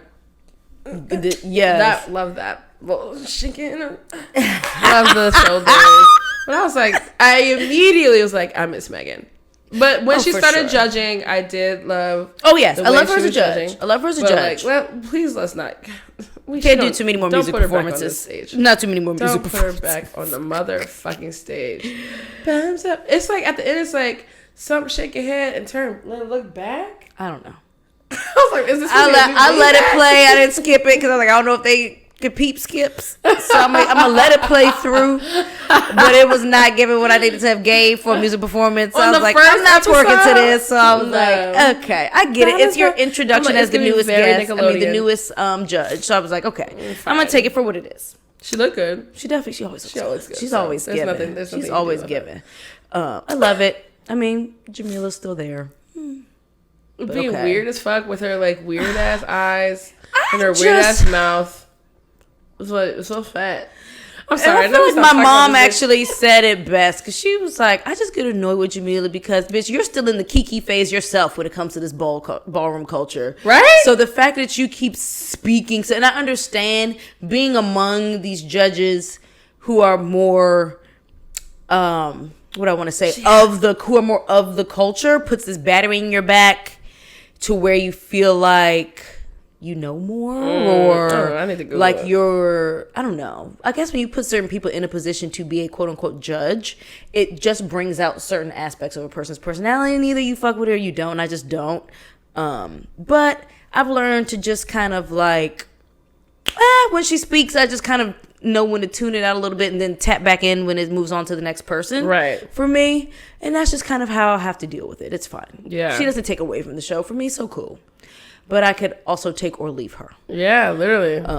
Yeah, something about it just still feels out of place. But whatever. I'm trying to read really quickly because I'm trying to figure out why this bitch is out here. But like, I'll tell you one thing about season 3 so far because I've watched all 3 episodes. The houses as a collective are not giving what it's supposed to give. I feel like it's 3 houses right now competing with each other. Well, so I saw Megan, and then I saw the old school. She was the first one. The first one was they probably go home first. What, LaBeija? Yes, they're like the oldest house there or something like that. They were not giving that first episode. They were not giving for real. I won't tell you what happens, but they were not giving. Yeah, no. But yeah, so like, you could feel how old school it was. And it's just like we didn't see. Come on, y'all. Have y'all seen the past episodes? Have y'all? I mean, 2 seasons. 2 seasons or what's my thing is, it seems like a lot of these houses. Like, I know they watched the previous 2 seasons, but it's like they didn't take anything from it because it's like season 3, motherfuckers need to be on their acrobatic shit. I need to see you flying, doing a motherfucking cartwheel, and double back flip, like precise, giving Janet Jackson, Rhythm Nation precision. Like, if that means y'all gotta hire professional dancers, then that means what you gotta do. You do what the fuck you gotta do. Because HBO that's what it's trying to give, is giving almost really America's Best Dance Crew. Exactly. So what you got? Like, you need to be given all of that, but also the 5 elements of up. I know, like, right when I'm watching Ballroom on Instagram, it ain't nothing like that. Like, them niggas is flowy. It's precise, but it ain't precise. Yeah. But that's why the most precise still win those balls. Come on, let's talk about it. For sure. You're on TV about to do that. That's what either way, you're competing. Ballroom is still competition. There's trophies at the end of the day. I don't know. So I just, a good chunk of them are missing the mark. I mean, we'll see because there's a whole season to see, right? But right. Yeah, I hope that after these first 3, like, enough of them are getting that kick in the ass that they need. Otherwise, I mean, the 3 that are bringing it right now are gonna carry, and that's the whole fucking season is gonna come down to like. That's real. So we'll see how it goes. But I know the 3 already that are like dominating basically, and I know Alpha Omega is one of them. Well, because they did not come to play. They did not come to play. And I think, honestly, they was like, oh, we was formed in the last 8 months. I said, oh, because y'all know y'all can get it together, honey. Also, like, it's the masculinity for me in a house. Oh, yes. I'm really here for it. I love it. I'm really here for it, so. And there's a French house. Okay. Like, from France. Came here from France. Good. Yeah, House of Revlon. Okay. Are they the ones I was talking? There was somebody talking mad shit in the first episode with the, like, shit on their face. Ooh, were they talking with accents? No, I guess not. No, because they all have a French accent. Oh, okay. No, they're very French. They were all being like, oh, they didn't give, and I was like, yeah, bitch. Oh, the shit talking behind the scenes, honey, is amplified. Because I'm like, if they talking a lot of shit early. That's crazy. Early. I'm like, wow, y'all like really, y'all on this hateration, holleration in the dance season, like. Like, it's okay. Like, we all know it's a competition, but there can still be love there. Yeah. But I mean, but the gay scene is very catty. Yeah, honey. In general, there's a lot of love, there's a lot of camaraderie, but there's also a lot of cattiness, and that's true. That's the duality of the culture, that's period. About it too. Exactly, because it's like no Sade, but Sade. Yeah. And so it's very much given. It's just like a great way to like be honest. Like, fuck it. Like, I don't really have to. Like, no Sade, but sweet bitch. That wasn't it's cute. It's not given. It wasn't given. It wasn't cute. It did not quite do what needed to be done. Okay, so yes, I can't watch it, really get into it. I just kind of been like working and stretching and then sleep and then emails and so I really and then watching this anime that I watched like a episode. I can't believe I'm not even watching that much TV. I don't even know That's how. good. But I watched an episode of anime. I've been watching this show called Garo Vanishing Lines, and it just like has been crazy to me. It's about. Okay, so anime gets real weird. Sorry, y'all. So it's about this city or this world where horrors can come from. Like, if you are like super into greed or you're so depressed or anything like that, these horrors can be like, I can fix this for you. Horrors are like this like spirit kind of, I can fix this for you if you let me. So the horrors are like a spirit. Yeah. Okay. From this world called Makai. They're like, I can fix this for you if you let me. So they'll take over your body and then you start to eat people. Craziness. Wow. And that's the fixing?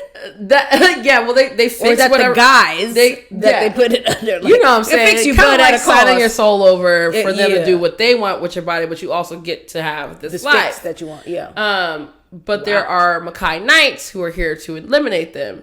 But then we find out that this little girl, there's this place called El Dorado where horrors are making a city for themselves. And they manipulated this boy who created this, pretty much the metaverse. Wow. In this anime. Pretty much.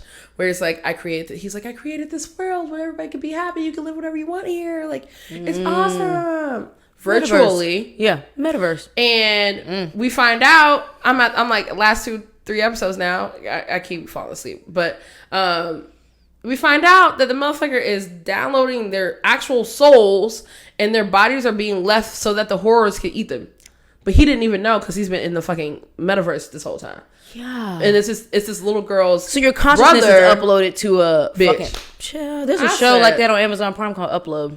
Oh, yes. That show's actually funny. But nobody's eating anybody in that one. Yeah. There's no horrors, technically. The horror is capitalism in that show. Oh, my God, right? Because even after death, you have to have somebody paying your way. Yeah. I know. Like, somebody has to pay for you to live well in your afterlife. Capitalism follows me. In death, bitch? Oh, bitch, I'm fighting somebody. Oh, because the creator gonna have to face me on that one. No bullshit. Listen, look, when I've left my worldly body, it's a fucking wrap for y'all. I gotta pay you too? No, not. We gotta figure this out. I don't care what wealthy person I gotta fucking haunt into fucking.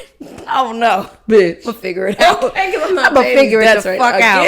Okay, if it's Jeff Bezos' fucking offspring. I'm haunting somebody. Because what we not about to do is tap my pockets in the afterlife. The fuck? And all your taxes I paid on Earth, bitch? You telling me you tapping 30% minimum of my pocketbook? Bitch. And I still gotta pay you? You telling me my family's still in debt because of this? Oh, kill me. I'm not going. I don't need my consciousness uploaded to shit. No. Yeah, I need to. I'm moving on to the next life. Whatever's after. Real death. I want real death. And I feel like these concepts are like a manifestation of people's fears of the unknown, of the other side, right? Like, I don't necessarily have a desire for my consciousness to be uploaded to anybody's drive and controlling. Like, I'm good off that. I already know that my energy is going to recycle into the next life. I got new lessons to learn. But so many people are putting, like, I think this all the time. I think that humans don't even understand the magic that we have. And I'm saying magic. Like, the more of us that believe in a thing, it will come fucking true. For sure. So, yeah, these niggas is out here thinking about, they've been thinking about this. They've been thinking about dreams, tapping into dreams. They've been thinking about this. I don't know if you went to go see, I haven't seen the new, Ooh, the new what? I forgot. I never told you about me having my horrible time at the fucking Alamo. Oh, in the movie theater. Yes. That's the one by Metro Bar? Yes. So sad. But anyways, I was trying to see Doctor Strange. Didn't see it all the way because I had a thing with Tiff with the damn manager or whatever midway through. But a part of the things that I did see about, spoiler alert, about Doctor Strange was that they were talking about your dreams are a look into the multiverse. And I've been feeling that because the way my dreams be going. I was going to say, I believe that though. Very much so. I mean, the power of the subconscious period is like just something that trips me out all the time. But also, okay, Disney, what you trying to say? Like, but also, I don't know if y'all been watching, there is a lot of multiverse content being pushed at us right now. And I'm not mad at it. I'm not mad at it. I'm definitely really not mad at familiarizing people with the concept that there are multiple universes, that we're not the only ones here, that this shit is way bigger than mentally we're even capable of imagining, and kind of like sparking those parts of the imagination to like be comfortable thinking that way, because some people are so fixated on like this first of all, Earth in general is so tiny compared to what's out there, so like, but people look at the Earth like it's so big, like it's really the center of it all, and it's like so weird. Really, no, we can't even imagine what the center looks like. Like if the Earth is so small to the vast thing that, like, how small are you? Like, considering how small the Earth is even compared to the sun, and the sun looks small as fuck from our vantage point. But meanwhile, it could literally swallow us whole like 20 times over. So like, keep yourself grounded, child. Keep yourself grounded. Keep that perspective very clear and like realistic, because child, these people out here crazy like shit, boy. But yes, we talk about that. It always goes off somewhere else, but it still all makes sense to the whole point that of which like motherfucking animes are predicted shit. It also makes me like how much you want to bet that like people who work at Meta are out here watching anime. Oh yeah, 100%. Oh yeah, no, they are getting inspired and creating shit around the inspiration of what's already been created, essentially, but as like just as a concept, like an idea, not even like a thing, and then they're actually materializing this thing that at first was just on this animated show they love. Art imitating life that imitates art. Art imitating life, imitate art, imitating life. It's the cycle. Because art almost like creates culture, and then culture inspires more art. And it just goes in a circle of creation. Once again, that's our human magic. Because energy is never destroyed or created. It just transfers. All the time. Back and forth. It's all it does. So it's just kind of like, though, like some deep shit, y'all. Some deep shit. That's why shrooms look. You get on shrooms and talk about that, you go on forever about like, but then like, wow, and then why, and then but, and then like cool, and then like and then like and like I know. Love shrooms. Shrooms are wild. I've tried them twice now. Oh, twice? Yes, my mother gave me another shroom. Was at my house. I stayed in the house this time. Okay, but it was nice. I felt very like light. Yes. Like I was cooking at the time, so when it hit me, I was cooking, and it was kind of like I felt like there was an aura around my hand as I was cooking. There was. I was like, this is weird, but I also found it really funny because I was like looking at myself have this reaction at the same time, and I was just like blurting out loud because Ra had walked in the house. I was like, I'm starting to feel the shroom my mom gave me, so just to let you know. Bro, I was like, since when do you just do shrooms? Like, when did this become a thing where you just Has she tried it yet? casually? Hell no. Come on, we gotta get one of One of these days. My But river trip, we are definitely having shrooms. I'm telling you what, Maybe I should though, ask we Brian need to Schultz get now. these fucking Frank Darren kombuchas. Note Frank. to selves. Oh, you're so right. Note to Frank. Actually, Okay. text his ass right now. Okay, I'm Text him right now. The fuck? Because I definitely Frank. forgot, and I know his ass forgot. But yes, shrooms feel great. I don't know They how often do. I will do them, but they do feel great. And microdosing is great. Microdosing is I like great. the deep dive, but like I think microdosing the is great one too. whole shroom worked for me. It was a nice feeling. I'll stay there for a while. The first Yes. time I had like a half a shroom. Okay. But I also had like a bunch of gin cocktails Yeah. and some weed tincture. So I was Yeah. like, this is a lot. This is definitely gonna quite a add feeling. So then I had the shrooms by itself, and it was nice. It had a little tincture tea, and it was good. I actually ate the whole shroom. Like I took it with a bite of my pasta so that I couldn't taste it. So I was able to chew it all the way through. So that was, I think, also a part of what made it a little bit I different. hate shroom on shroom. But it was hate good in my shrooms. little bite of pasta. Oh, see, yeah, I I put took in a food bite of every my time. bolognese with the shroom and chewed it that way. I was like, I have to, because I used to be like, let's go. Nyah, nyah, nyah. They're nasty as fuck. Yeah. And so now I started putting them in smoothies. I'll put them in salads. Salad's a good one. yeah, Ooh, salad- a trippy salad. Yeah, it was great. Like goat cheese. You know how I like to do salads. Oh yes, girl, you make a good salad. Not So too many people that's make a what- good salad at home. Tacos. I've done them on tacos. That's good too. That was great. That was delicious. Maybe that'll be how I real. Me and raw Tana fuck in. that shit up. Tana, Real I raw miss in with a you. taco. But yes. Now you want a trippy taco, babe? Yeah. Why You not? never know. It's weekend. Why not? It's like, before you eat that, Ashley's like, As you So go right away, close. take a bite. Like I wasn't going to tell you, but now I am. because technically, I don't want to drug you. Right. I want you to give consent. Consent. Consent is key, guys. But are we going to have a night or no?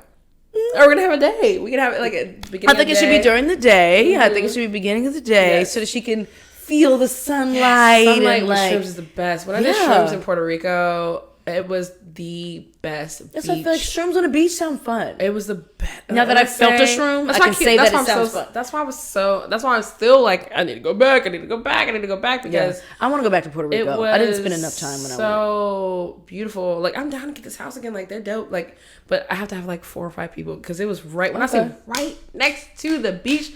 I could walk in less than a minute to get to I the beach. remember that. Okay, yeah. And have a pool in the house. That was your birthday nice. trip, right? No, that was Lavelle's birthday trip. Okay. And it was so amazing. But the view of the beach, where the beach was, you could see the sun rise and set on the same side of the beach. Yes. I don't know what that. I So guess that that's means it was either south. north or south. Oh. Yeah. I loved it. I was like, this is amazing. Oh yeah, It that's was dope. amazing. So like, yeah, I'm definitely down to go back And to then Puerto the Rico. water So felt so good. I was just like, I'm just like, can't go Hurry wrong up. with a good beach. yes, Ciao. Yes, All right, yes, let's yes. do our last Okay, yes. sip. Last sip. We've been wrapping y'all up and I know. crying y'all out. I know. I'm sorry. This is a long one. Sorry, not This say. is a long one. What's our time frame right now?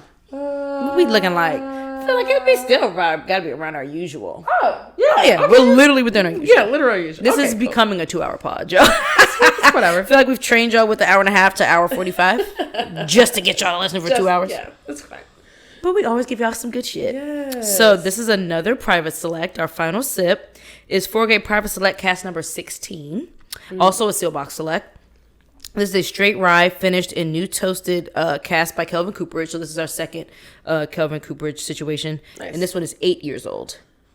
And 116.2 proof. Smells like grapes. Smells like Welch's grape. It does smell like grapes. There's a lot of whiskey and Welch's happening lately. Whiskey and Welch's. I still love that.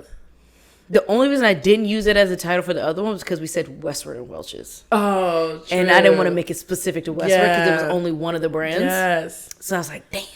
Whiskey and Welch's for sure.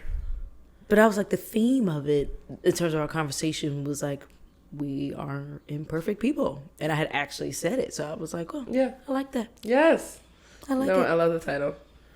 I was trying to pick title. I was like, no, this is dumb. This is all dumb. Because at first I was going to say it's giving onomatopoeia. Because we were making a lot of sounds. I was like, that's a good one too. But like, we are imperfect people is a good theme. Yeah, that's true. So, and like, it's okay that we're imperfect people. Trying to figure out what I'm getting from this besides the grapes. I know, it just smells. I also get chocolate creamy. when I get right up in it. Yeah. But it's like the chocolate to be expected in a rye type shit. I can't. It's just grapes and it's chocolate. Literally, I can't even get past it. Okay, here we go. Two smells I actually really enjoy. So.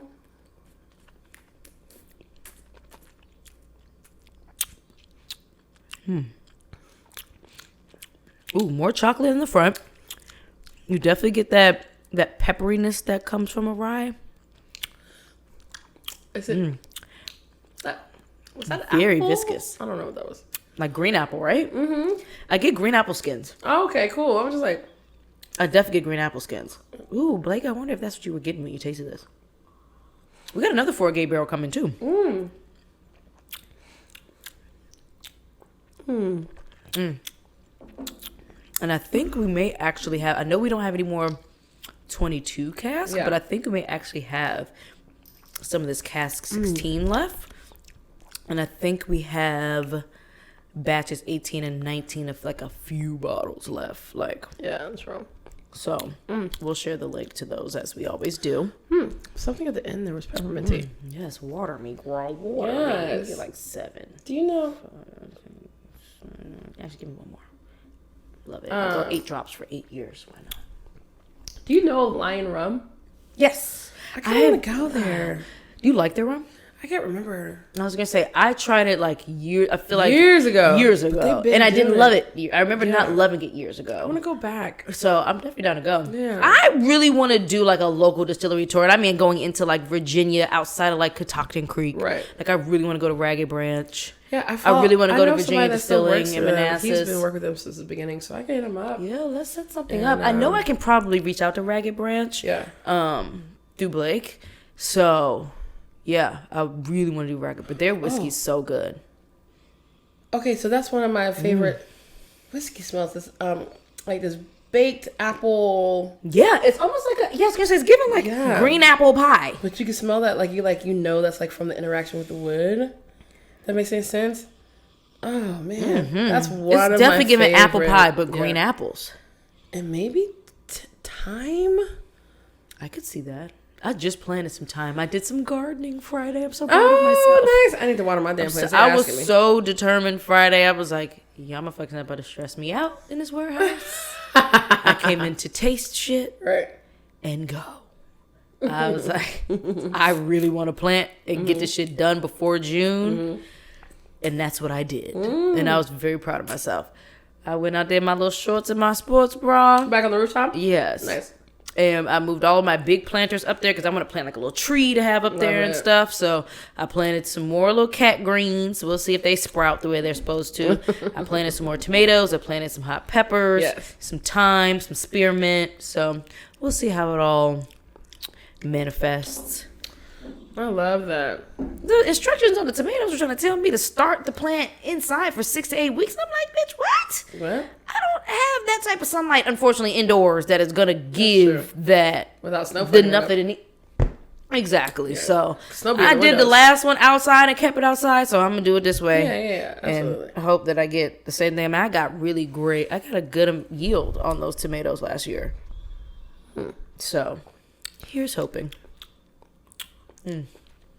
What that water do? Oh no, it's wow. Numbing, that like numbing me out. It is, and it's like the water brought out more like cherry. Yeah, and like dry, like not cacao. It's numbing but my like lips. Dry, kind of dark chocolate, like unsweetened. Yeah, chocolate. Absolutely. Dry, unsweetened chocolate is the Absolutely. best way I can describe it.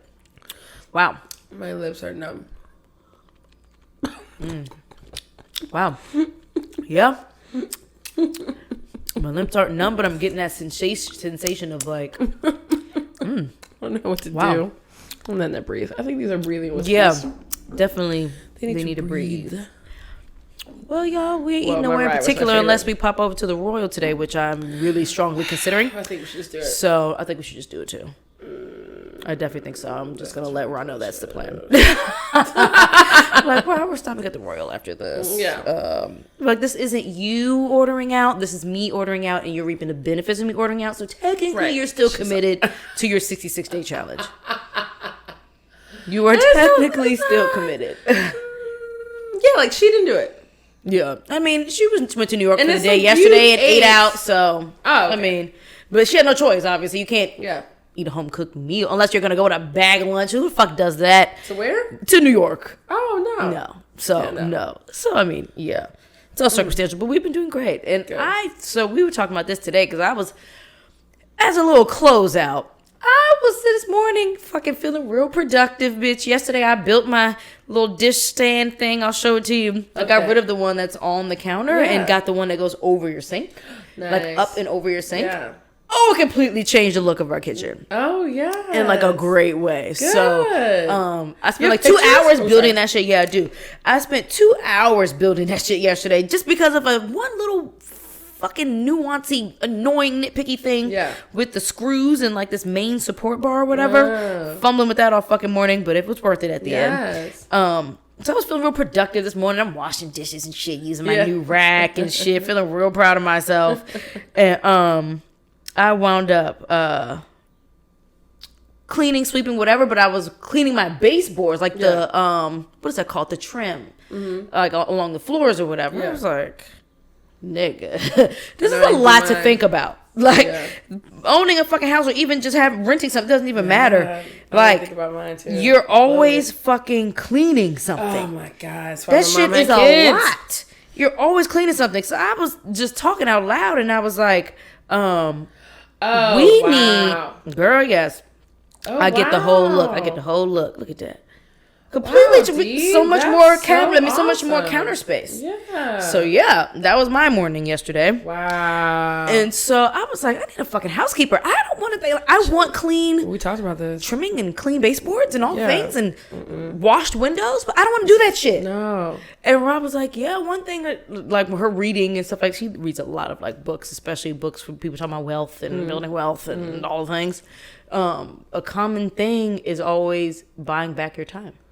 Absolutely. And that's one of those things. Like, absolutely. Instead of making more money and like automatically going and get another house, like doing things like paying a housekeeper. Yes. Paying a chef. Yes. Getting your time back to do other things and produce more. There are people that specialize in these places. There are people who specialize in this for a reason. Mm-hmm. And so I was like, oh, I'll forfeit some dinners out to get a housekeeper.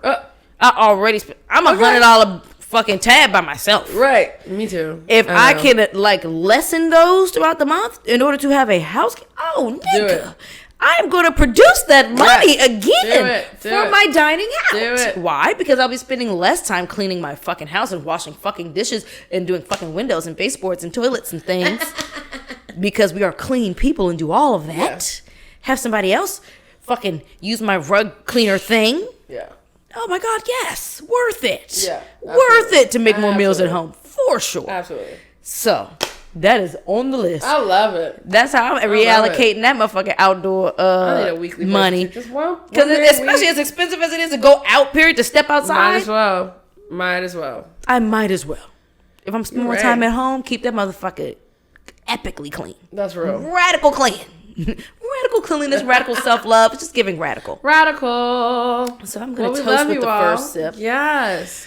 Like, comment, subscribe, engage. Things. Make sure you share our page. There are people out here now trying to use Soul Palate for other shit, and I hate it. But it's like every great idea gets copied at some point. Also, that's like, what somebody told me too. So it's like it's just an indicator that we're on to something. Terrence Blow.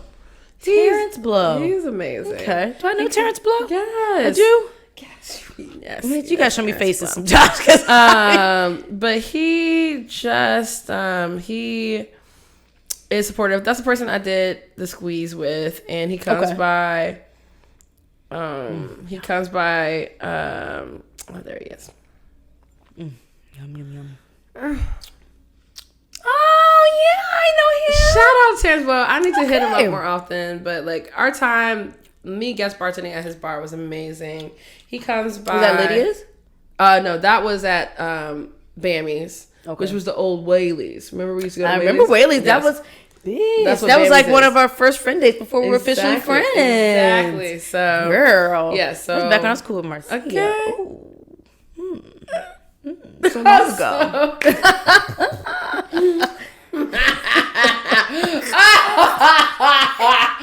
Not to laugh so hard at that. But that's a key. And so it's a whole key like shit. But yeah, shout out to him. But when I told you I sent it out to like mad people, like report this or whatever.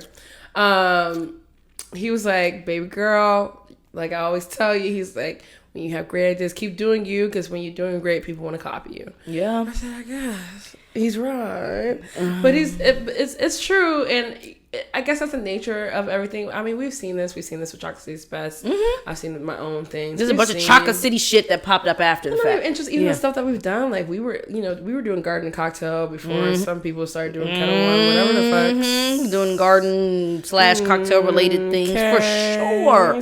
For sure. We were Naku coming up with put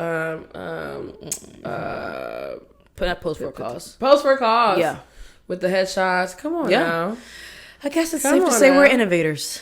Yeah, which is fine. That's okay. You know, when you look at it that way, I'll take it. Because guess what? We're always going to create something original anyway. This is true because that's the root of it is the source. Boom. And what we're doing is real work. Mm-hmm. And when you're doing real work, you see where the real need is for things. Mm-hmm. And not even things, but where energy needs to be, what types of things need to be done. And like, we're leaders and stuff like that. You see where shit's missing and put it there. Mm-hmm. And we surround ourselves with those type of people because we don't have time for any others. Mm-hmm. So yeah, all the other niggas, go ahead, copy, please. Yeah. And get it done. Because at the end of the honestly, day, y'all probably copying got the money. is not really going to... That too, but also like motherfuckers just need to give us the budget to do it since we're the ones doing it anyway. Yeah, it's just we just gotta really. People ain't ready for radical. People ain't ready for the radical, and you see that, And so, there are people who are ready, and there's still a lot of entities that are able to control things or have just bigger budgets or just whatever that still aren't ready. So it's like. Period. It's getting there though. I think as long as we're consistent and committed, we're gonna get where Absolutely. we're gonna get what we've earned. Absolutely, for fucking sure. I agree. I don't doubt that at all. I think as long as we keep doing what we're doing. With that in mind, we love y'all. We appreciate y'all. To y'all. Cheers to Fourgate. Yeah. Cheers to us. Cheers to friendship. That was a great thing. Love a good clink clink. We never do it in front of the mic like we should. We should probably do it. I know, right? Let's try it. Okay, let's try it in front of yours. Okay. Oh, that's the one. I hope you got that. It reverberated through the room. It was just giving energy. Really great. Hold on, we gotta go. We got an event to attend. Okay, we do. We late love like shit. y'all. All right, bye.